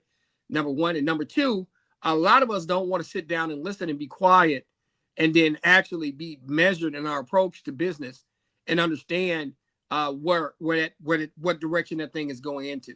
A lot of us are even actually afraid to invest with each other. And that's a problem because when you see people like Umar Johnson, you see people like Jay, whatever that guy was that did Black Wall Street, that took everybody's money. That's a problem. And a lot of people won't invest with each other. And so it's hard for people like Jay-Z to bring other people in. Remember, he was with Damon Dash and they had Rockefeller, but it got to a point where Damon and him were bumping heads and he decided, hey, I can't have somebody that's not on the same mind frame that I am going into business with these people. So I'm going to get rid of him and get rid of that. And I'm going to do it my way. And honestly, that's just kind of how it is with a lot of people. A lot of people don't want to work together to do stuff like that. Or you can't find suitable people that you feel like you can do business with that are willing to do things the way and have the same vision you have as a businessman. You think that's people at large, or you think it's just minorities? Some is people at large, but some as minorities. A lot of people, we want to go in here and control and run everything. And then a lot with us. We have African Americans. People talk about this, the crabs in the barrel mentality. A lot of us don't want to see each other come up, and I'm not like that. I want to see people win. You don't have to lose for me to win, and I don't have to win for you to lose. And my whole deal is we both can win, and if we're both winning, great. Even if you win and I don't win, I'm not mad at you. I'm happy that you won. And what's happening in our community, we're unable to help each other win. And then when we do win, we start looking at everybody's pocket. Well, he won, but he got 50 million and I only got 5. But it's $5 million you didn't have.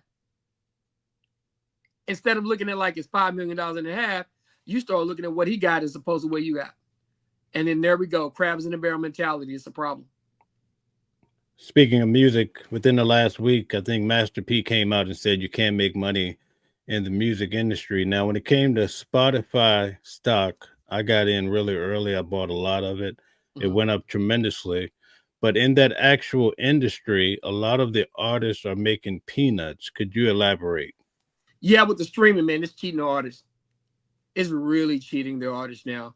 The days of getting the big checks. I know a guy, Kipper Jones. Kipper Jones is a songwriter in Atlanta, a really good friend of mine. He wrote Broken Hearted for Brandy and Boyz II Men. He wrote all of Vanessa Williams' hits. He wrote a lot of Kenny Lattimore, Shanty Moore's hits. He had some major hits. He used to live off of the money that we get in royalty checks. Not anymore because of the streaming. That money has completely went down. There was a story I always tell people of Lenny Williams, who sung the song "Cause I Love You," right? The one that goes, "Cause you've heard it before." Yeah, everybody, it's a black beat, but come on, everybody gonna be like waving and everybody gonna go into a mode because of Lenny Williams, right? The Lenny Williams story is this: he was broke, basically. He got out of music, was living with his daughter in college. He was counseling former drug offenders and about to go broke, about to lose his house, couldn't afford to go to college, couldn't afford his daughter's college bills. They're going to kick her out of college. He's going to lose his house. Bills are stacked up at the door. He goes to the mailbox one day, opens the mail, opens the check, $490,000. He starts looking around like somebody's going to come after him, and this got to be a mistake. So he's like, God, $490,000. He says, no, you can cash the check. The mailman runs the second day. Goes to the mailbox again. $490,000. $980,000 in 2 days. And he goes, what the hell? What he did not realize, the number one song in the world was Twister and Kanye West. They sampled his song. Kanye sped the sample up, used the music, and used his voice. So he got a voice credit and he got a writing credit. So he made $1 million in 2 days. Days of that happening are no longer existent. Back in those days when albums were selling for $10 and $15 a piece, those are the kind of royalties that you would make. I mean, if it was a number one song in the world, you get $1 million. Now music is not profitable. What a lot of these record labels are doing, they're doing these 360 deals where they take your publishing, they give you a little bit of money up front, they want some of your tour revenue, they want some of your merch, they want a lot of your streaming revenue, and the streaming is not paying that much. There's not a lot of money in music anymore. And the reason why I think that they changed that, because they saw people like Master P make a lot of money. They saw Cash Money make a lot of money. They saw Jay Prince make a lot of money. They saw Irv Gotti and Puffy and some of these other people make a lot of money. And they were not going to allow that to happen again. And I think there's not a lot of music anymore like there used to be. And I'll be honest with you, I don't think there's the money in hip hop that it used to be. And I think people are moving away from hip hop because of all the murder music, of all the drill rap. Those people are trying to move away from that.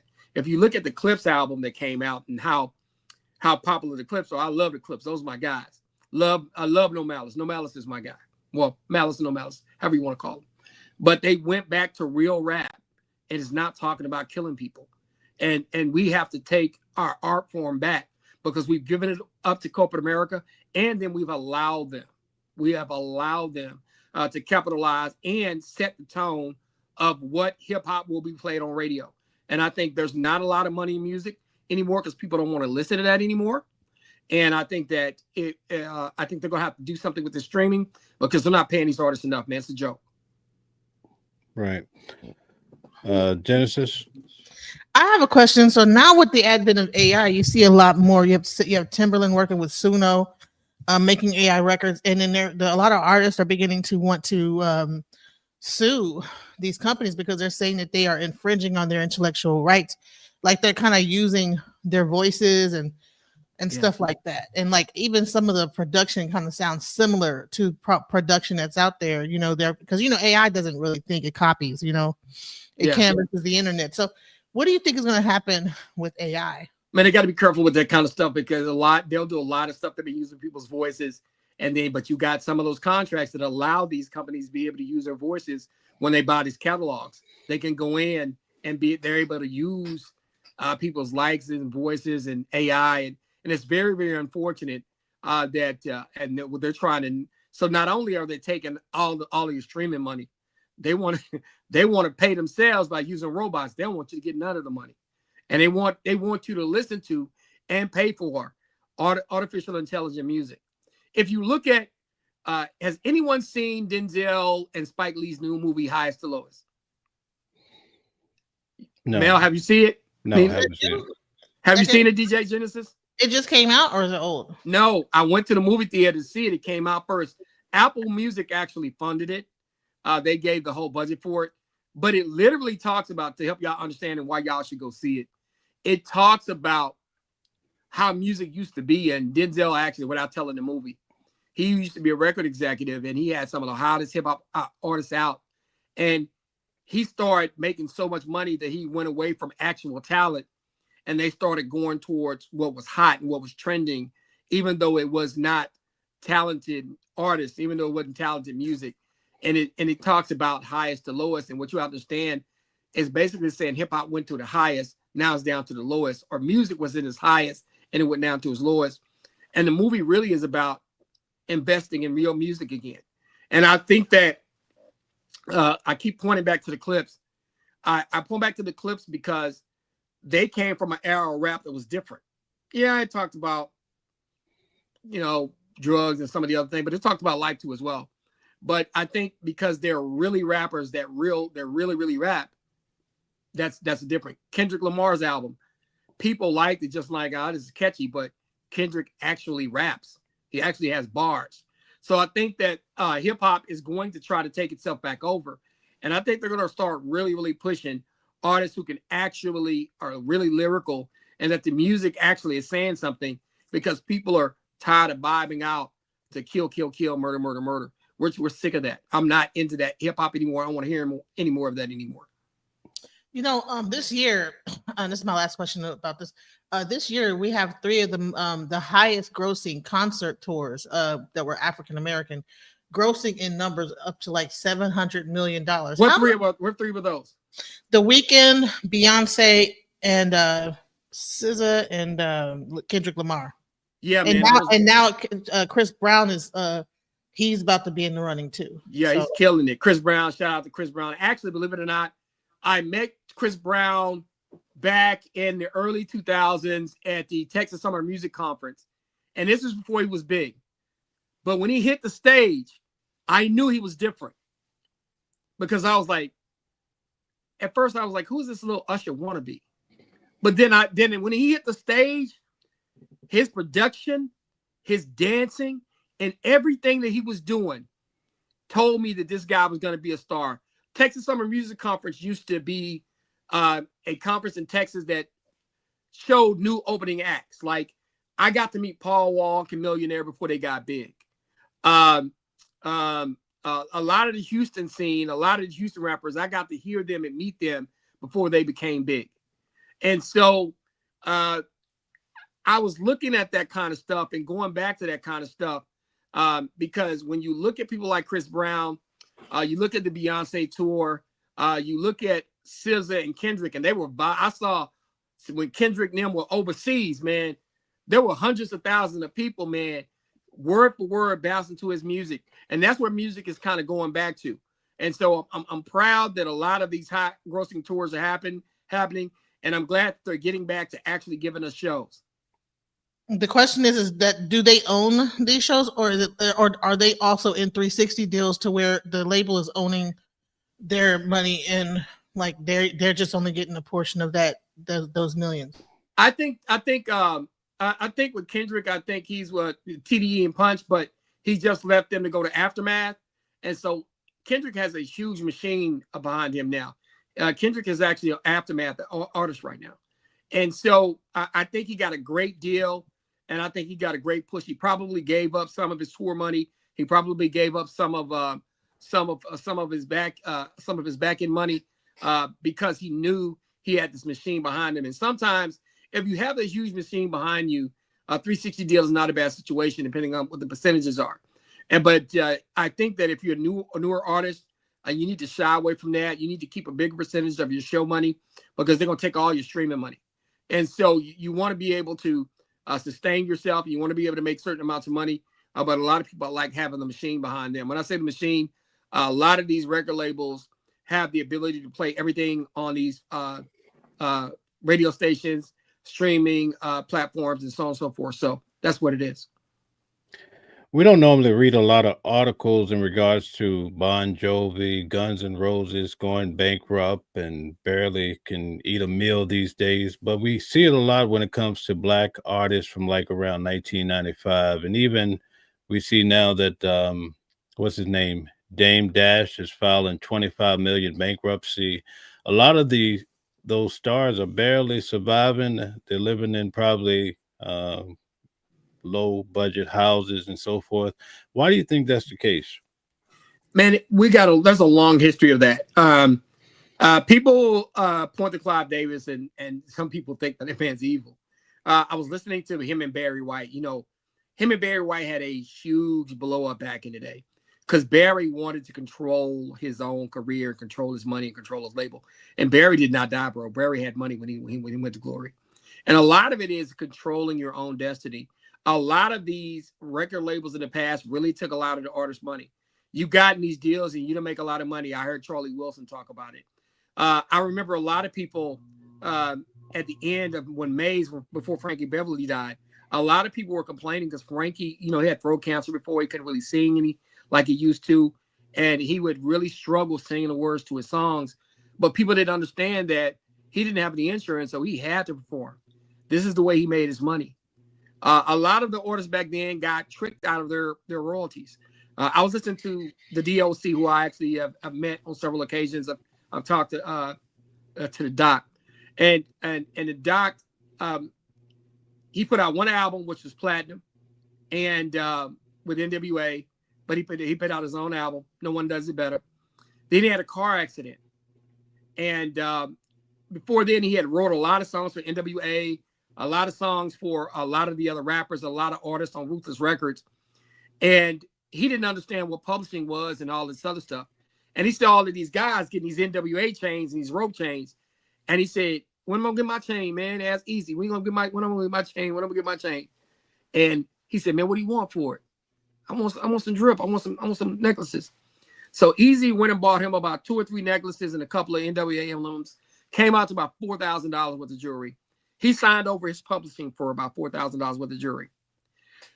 When he had the car accident and took his voice box out, and he started to find out, like, where's my money? I'm not getting any money. And it was like, man, you gave up your publishing Easy back in the day. Well, how much was that worth? He had missed out on between $3 and $9 million because he did that. And people don't understand how prolific as a writer he was. He wrote a lot of Dr. Dre stuff. He wrote a lot of Snoop Dogg stuff. He wrote a lot of NWA stuff. And he talked about, hey, man, that guy cheated me out of my publishing. And those are the kind of stories that happened. People just didn't understand the music industry. And see, what's happening now is people are more educated about the music industry. So what do? Instead of paying people like they're supposed to, they go to streaming, pay you very little in streaming, so they still get to screw you. See, they could not screw people the way they used to screw them. And so they start screwing them a whole nother way. Chameleonaire. You know how much money Chameleonaire is worth right now? About $30 to $40 million. The rapper Chameleonaire. You know why he has worth that kind of money? They wanted to keep him in a record contract, and he threatened to show everybody else on the label how to do an audit, which was to count their own money and see how much money they were being cheated out of. He said, if you don't let me off the label, I'm gonna teach everybody how to do an audit. What do you think they did the next day? They let him off the label. Gave him his master and let him off this label.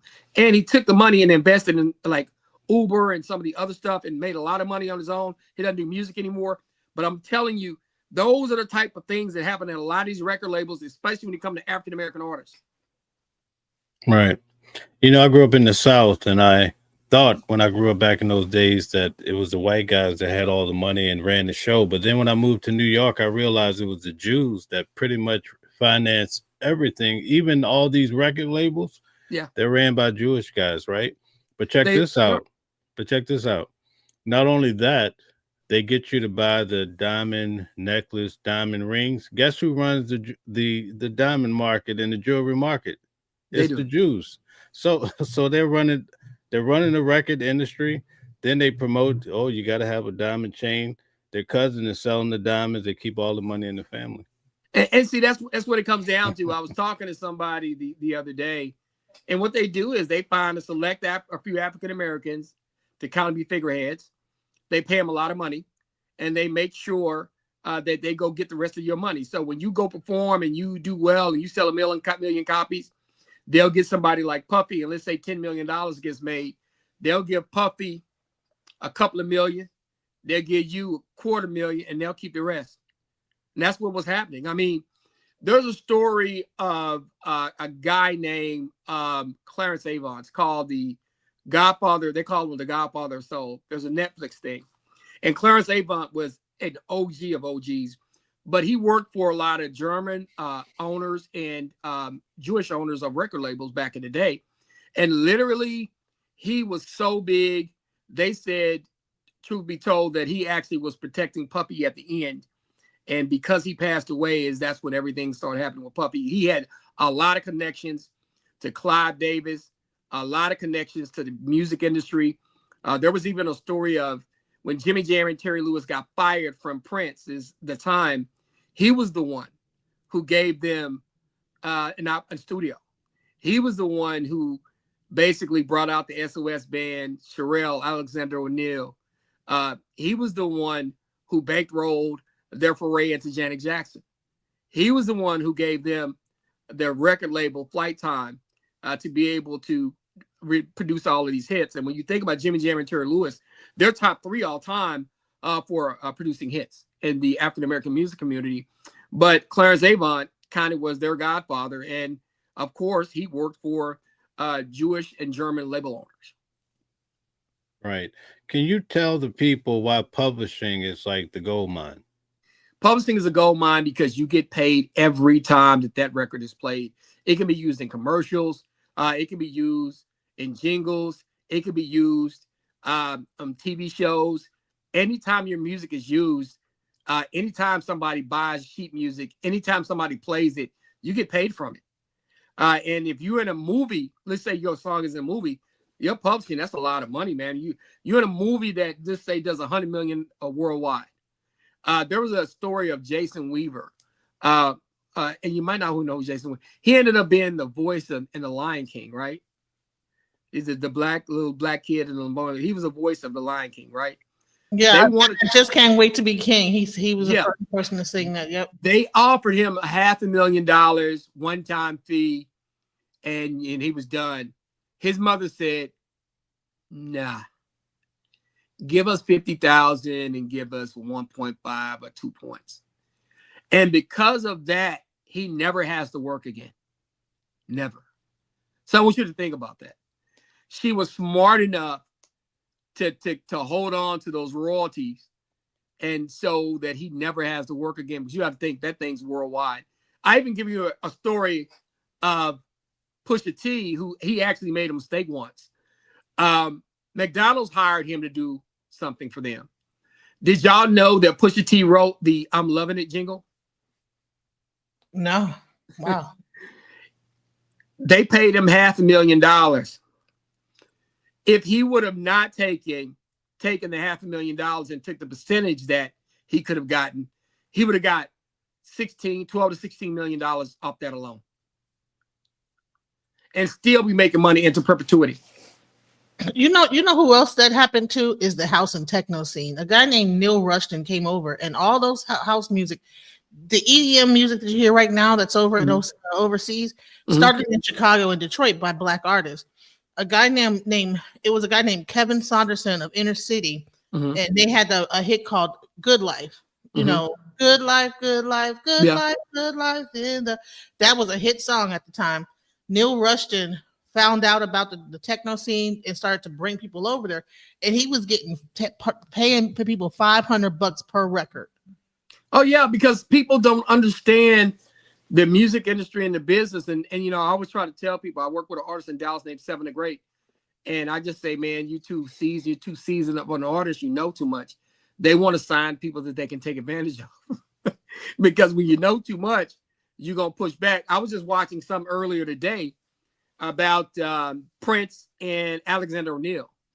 People don't know that Alexander O'Neal, number one, was the first person to sell out Wembley Stadium in London, 86,000 seats, 7 nights in a row. He was the first person to do that. But he was supposed to be the lead singer of the group at the time.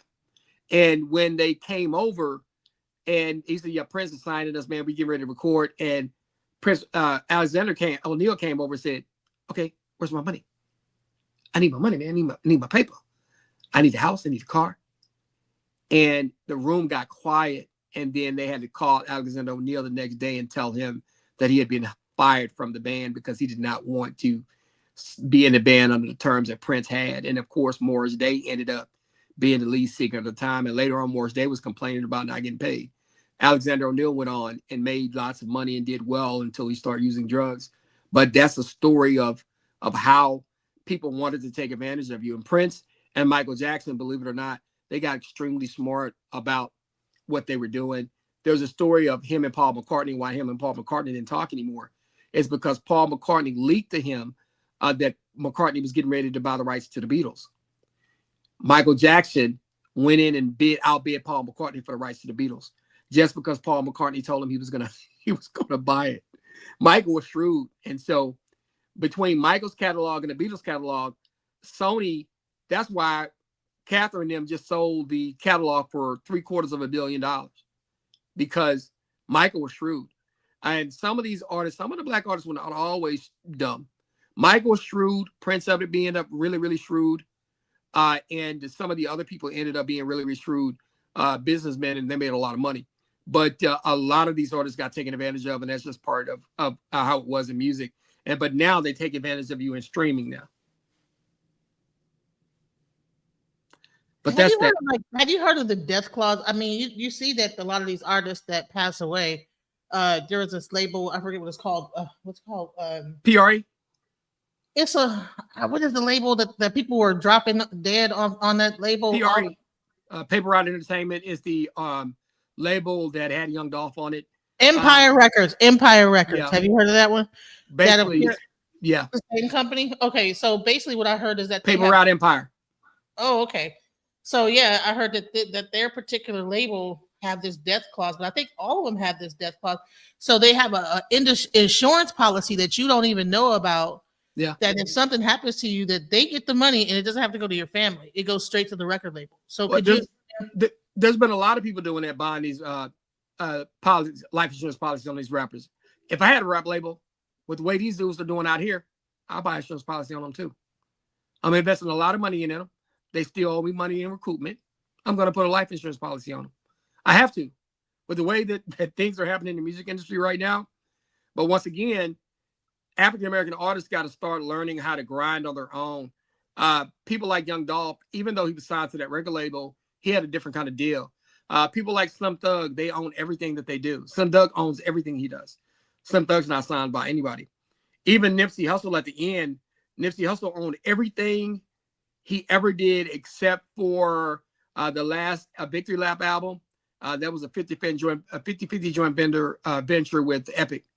And so people have to understand that there's benefits to doing stuff like that. Like, for example, when Nipsey Hussle died and Cardi B, of course, was hot at the time, who would you say had more money? Who's worth more money?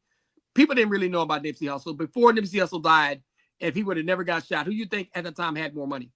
Probably Cardi B, right? She's a more popular artist, right? Yeah. She wasn't. He had more money than she did because he owned his masters. And that's the kind of thought. He was an independent artist that did a lot of these mixtapes and owned more of his masters. So that's the thing. And somebody said Clive Davis was responsible for Sam Cooke's demise. Yeah, there's a story. There's a story behind a lot of this, a lot of the stuff that happened in music. I still remember, if everybody remembers the 5 Heartbeats, right? Has everybody here saw the 5 Heartbeats, right? Yeah. Yeah, I remember Big Red. One of my office hours, 9 to 5, 9 to 5. But there's a story. Those stories are hanging people out of the window, bullying them. That's the kind of stuff that they did back in the day. I mean, they were on that time. Like, they really had a lot of power.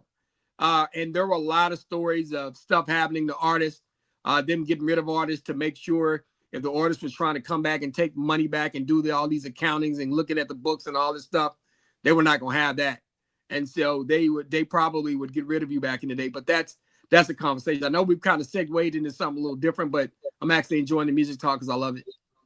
One question is that, and then this is like another tinfoil hat discussion.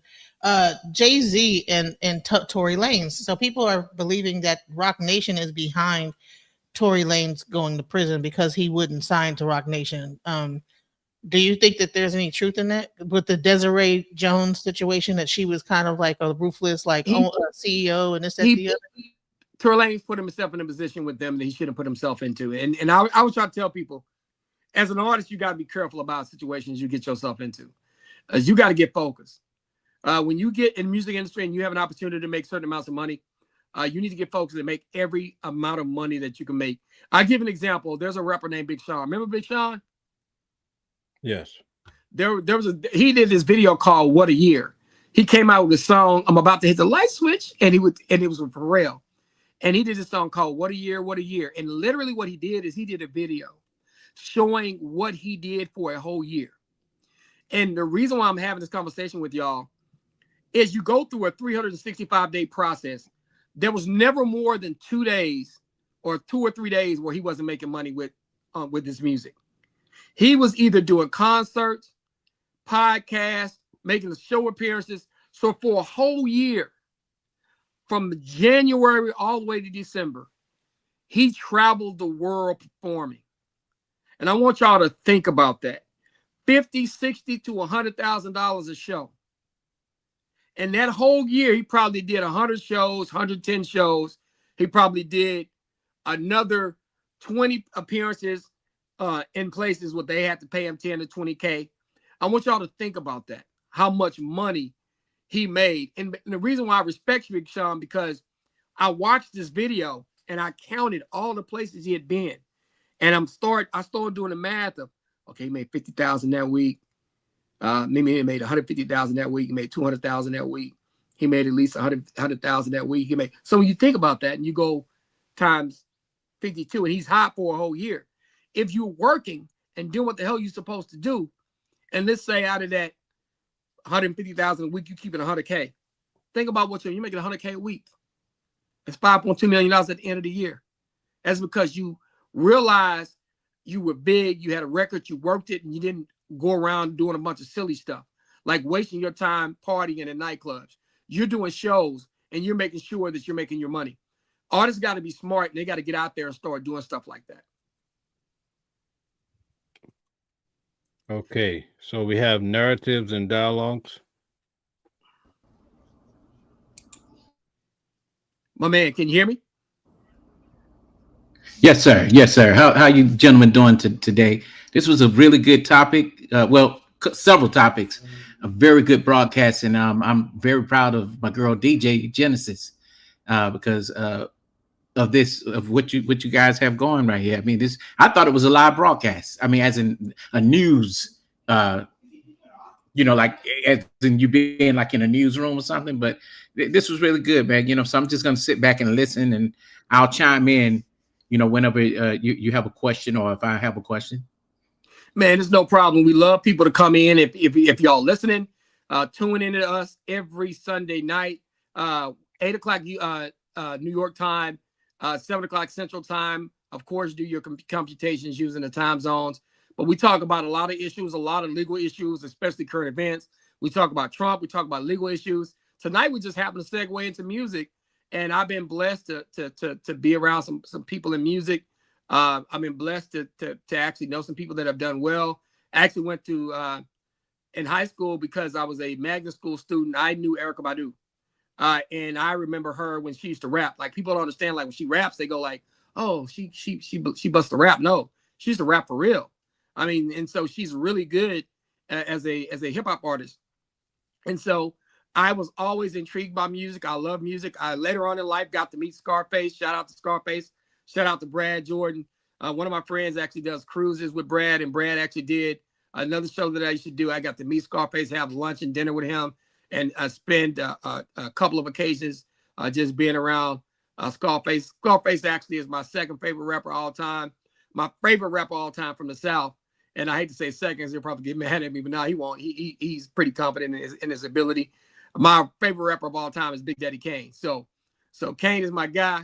I haven't had the opportunity to meet him yet. He came to the State Fair of Texas once. I tried to track him down, but I didn't get the opportunity to meet him. But that's one of my things on my life bucket list that I got to make happen. So I want to ask you a question, yes, Calvin. What do you think about how the new generation of rappers now are? Back in the day, it used to be where when you had a rap beef, you would battle it out and it would be done, a one and done. Somebody took the L. They said, "Oh, well, LL Cool J, he won that." You remember the LL Cool J and Kumo D situation? Yeah. Okay, that was a one and done, man, and they shook after that. Right now what we're going through. What are we going through right now? With the Drake. I'm sick. I'm sick of this drill rap. And number one, so that's one part of it, and I hate when these guys they beef against each other and it gets violent. And then sometimes, in the case of Drake and Kendrick, I enjoyed a lot of it that went back and forth. But when they start talking about people's wives and girlfriends and some of the other stuff, the allegations were thrown out, you got to be careful, man. You call somebody a pedophile, it's an issue. You start talking about Kendrick beating up his wife and that not being true, that's an issue. You got to be careful about how far you go with it when it comes to hip hop. But I enjoyed a lot of the beefing. I enjoyed some of it because out of nature we enjoy it sometimes. I've actually enjoyed the Jim Jones Pusha T back and forth. So it's one of those things where I enjoy some of it. But now what I don't like is the drill rapper. These folks are talking about doing stuff to each other. See, back in the day, we're a little older. So when you talked about doing something to a man, nah, you can't do that. Because if you say you're going to do something to me, I'm going to come looking for you first, because I'm not going to be worrying about where you at. I just got to come find you. So that's how we were. We were in a different mode back when we were younger. So these young folks, they live by a different creed. They do a lot of stuff different. Well, what I look at now too, again, when there was a back and forth, it started like back in the day with Roxanne Shante, Kango Kid, all those, I'm talking about the earliest of hip hop, and I'm not that old myself, but I studied because, I was in the music business myself, and, I was on a record label, so I know, but I'm looking at, how someone would start something like Drake, but and then he'll tell you how hard to hit him back with something. I have a problem with that. Drake is just he's not making, and no shade to the light-skinned brothers, but he's not making it look good for them right now. Oh, God, you know what? It's funny, man. You know what I try to tell people, man, like people like Kendrick, man, you got to leave him alone, man. You just look, you don't want to smoke with that guy. That guy, I try to tell people, man, some of the stuff that he some of the stuff he says and how thought out his bars are. I go back and listen to his songs and I'm still catching stuff that other people didn't catch. He also has a song with the Clips called Chains and Whips. Oh, I haven't heard that. Oh, you got to listen to it. When you think about it, and I want you to think about it, Chains and Whips, right? Yeah. What do we always talk about in hip hop? Chains and whips. Oh, yeah. What held us back in the day? chains, and whips. So you think about it, that guy, you can't listen. Like that's the kind of stuff I go like, wow. But at the same time, Drake has done a lot of music. He has a lot of hits. He got a little sensitive at the end because Kendrick he had the whole country talking about Not Like Us. And then, hey man, he actually went and got our boy DeMar DeRozan from Toronto, who's probably one of the greatest Toronto basketball players ever. And then actually brought him to LA and said we had to bring D Rose home. I actually used to work with Chris Bosh back in the day. So I actually got to meet DeMar DeRozan when he was with the Raptors a little bit, met him. He came to the All-Star party here in Dallas. But DeMar DeRozan is a good dude. But when you start getting personal like that, man, he had the whole country, the whole world rocking out to Not Like Us, man. That's hard to take for anybody. Well, the thing is, you can't be a cosplay 1 minute, and then when somebody whap and tap on your head about a certain situation, you want to go with your other side. See, and that's one thing about him. And he does this. I'm not black, but he turn around and when it's convenient. And the thing is, we got to stop being the entertainment value for everybody. That's why right now you have so-called people out here saying, "Oh, hip hop is dead." Hip hop has never been dead. I put something in the chat earlier that Genesis had put up, but I didn't think y'all got a chance to read it. But real hip hop is the only genre of music that has never been able to, be celebrated. And when I say real hip hop, I'm not talking about bubblegum.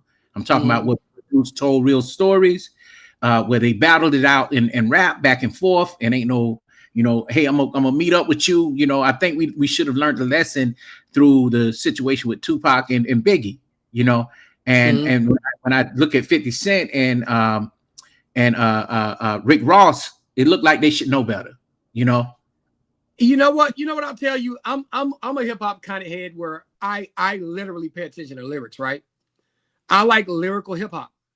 And to me, that's the purest form. My guy, Seven the Great here in Dallas does a great job. And there's also a guy named Picasso Verbadelic. And so I want you to think about that. That when that brother rap, I ain't gonna lie, he sends me to this encyclopedia. Brother made me go to the encyclopedia. And he's such a wordsmith. And these guys, I love real hip hop. I love the wordplay. I love the creativity. We don't always got to talk about death. We don't always have to talk about killing people. We don't always have to talk about sex. The sexy reds and a lot of the drill rap, I can't do. I think that's mindless. I think it does our community a disservice. And I think that we got to get away from that. Yeah, I was gonna say something real quick. Is that my child's father is about 10 from Slum Village. If you ever heard of them, he was a part of the OK Player tour with the Roots. Love Slum Village. Yeah, child's father by 10, he passed away. And MJ Dilla, and he was a great producer. He produced a lot of Erykah Badu. God, Jay Dilla. Oh, Jay Dilla. Janet Jackson. Yes. So that was a time frame that was really amazing. But then you came up with this hip hop police thing. And now you see a lot of rappers ending up in RICO court. You have I think YNF Melly case that just passed. And I think also, I didn't even realize that the other guy, young, what's his name? What's the guy? Young Thug. Yeah, he just recently got let off for a RICO. It seems they're doing right. Fat Joe is gotten a RICO. So I'm like, now, if they're doing Young Thug, they're releasing all his jail calls, and he's just talking crap about everybody. What? It's very sad. It's very sad, but nobody's going to want to work with him anymore. But it's also not safe for him. It's also like the Mafia. Do you think this is like some kind of organized crime thing that's connected to hip hop that we just can't get away from? Because even with Rough Riders, what's his name? Irv Gotti, wasn't he tied up in some But he beat the case. But I think ultimately, we got to blame ourselves. We got to take control of this genre, and we got to quit. We got to understand. That's why I encourage all of you tonight that are watching this. Denzel and Spike Lee's movie Highest to the Lowest. Y'all need to go watch that because it's more. And I love the fact that they did a low key release, but it's really talking about hip hop, and y'all really need to go watch it. Y'all really do. We're gonna like probably do a put together some like kind of showing where y'all like viewing or something where we all go get together and talk about that, because yeah, we talked about sinners. We need to get like Spike Lee needs to be definitely supported because he has put out some really good movies over time that really were thought provoking. Do you know that he actually was the one who wrote The Butt? Well, he actually was the one who remember the song The Butt? Yeah. Yeah, He didn't write it. Marcus Miller, believe it or not, Marcus Miller had a hand in writing that song The Butt. Well, I think he told him, I want you to make a song called The Butt. Something like that. Yeah, but yeah, Marcus Miller, I listen to a lot of jazz. He's a bassist. Marcus Miller, who is a jazz legend, who actually played a lot for Luther Vandross back in the day, was Luther Vandross's boy. It was Luther Vandross's go-to for bass playing, and so it was a great story. And I also love the story of do y'all know who Juju Smith is? No. Okay, y'all need to understand who Juju Smith is. Juju Smith is the guy who played the guitar lick, all those great guitar licks for Tony. Oh yeah, I know you talking about. He played Anniversary. What? I thought that was Raphael Sadiq. No, he played the guitar licks. The guitar licks are his. Guitar licks are his. He actually played for Maze and Frankly Beverly. Golden Time of Day. There's a video where he's playing live Golden Time of Day when Frankie Beverly couldn't sing anymore. They would play a lot of the musicians, and he goes on this guitar lick rant, and literally the crowd goes wild because he really is the man when it comes to that damn guitar. He is the man. I mean, when you play something as iconic as the opening to Anniversary, which we all know, he played that. He played the opening to Just Me and You for the Higher Learning movie with Tony did. He played one of Alicia Keys' hits, I think Diary. He played the bass lick for that. So he's a legend. That guy's a legend. Yeah, Jubu is a legend. He really is. Jubu, I know Jubu. He is a legend. He's from out here in Oakland and San Francisco area. And it was more than just who you saw as Tony. All of them boys grew up together in Richmond. Yeah. And a few of them, they had a few good guitar players that were on those albums, but only Jubu and Raphael Sadiq were the ones that got recognized the most. Yeah, man, Jubu was just like amazing. I showed a white guy one time. There's a bass guitar player that kind of played in his band. He looked at Jubu play that solo and was like, "Oh my God, this guy! Did you see him change his tone? I've never seen anybody do that." And it's one of those things where in music, we talk about somebody. I want to go to one of the comments and I can say, Frankie Beverly was the truth. Loved his voice. Frankie was the truth. Frankie was a vocalist that everybody looked up to. There was a story of Joe, Joe Thomas, Joe, the singer Joe. And Joe, Frankie was his mentor. And Frankie said, Joe, you want to be professional and you want to be young and wise, not old and wise. And he wondered, what do you mean? He said, you want to be wise enough younger so you could benefit off of it. And so those are one of the things that he talked about, Frankie Beverly. So shout out to Frankie Beverly. Shout out to Jubu Smith. And thinking of Frankie Beverly, I also would like to add in Al Jarreau, because a lot of people don't. Yes, Al Jarreau, Lou Rawls. Oh man, we're gonna talk about You Will Never Find in my house.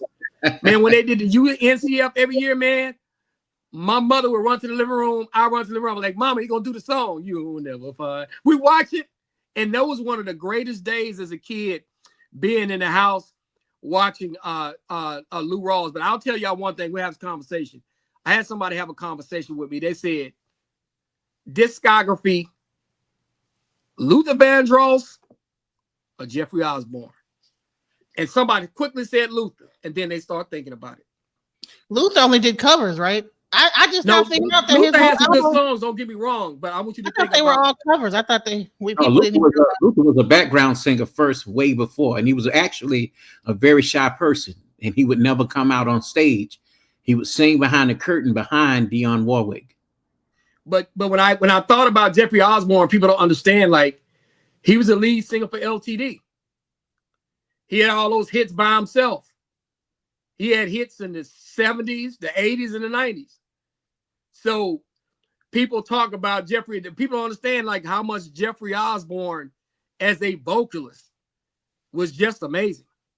And not saying that Luther wasn't, but when you start thinking about him being in LTD, and you start thinking about him having hits in the 70s, the 80s, and the 90s, hey man, that's a great conversation. But listen, y'all, it's 2:05. I try not to be on her no longer than 2 hours and 5 minutes. We had a great conversation tonight. We were actually talking about legalities in music. So the weekly legal review kind of went over into music tonight. But one of the things we want to do, if y'all want us to talk about certain things, contact Mel at watchingtheworld777. Say, we would like to hear you talk about this. We would like to hear you address this. The weekly legal review, we're very interactive. We want you to keep talking about this. If you want us to talk about music again, we can mix 30 minutes to an hour of that in. If you want to talk Donald Trump, if you want to talk current events, hit Mel at watchingtheworld777 on his YouTube channel, his comment section. Hit DJ Genesis Detroit in her comment section. Email attorney Calvin D. Johnson at gmail.com, or hit me on theywon'tletmeout.com, or hit me on my phone and tell us what you want us to talk about. If you see a video that you would love us to comment on, hey, we'll play it, we'll go through it, and I will give you some insight on the video. Mel knows how to ask the questions. DJ Genesis will bring people up in the comment section and produce the show.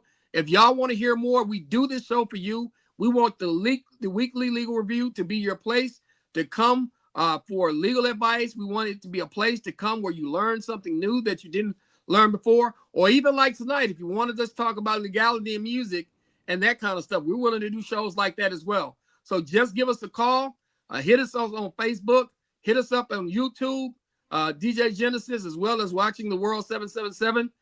Come and enjoy us, and we do the show every week. I'm gonna let Mel take us out. What do you got for us, Mel? All right. One quick question. Do you also, on top of being a criminal law attorney, also do entertainment law? So should we add that on to there? I do that sometimes for people, depending on the situation. I do some entertainment law. All right.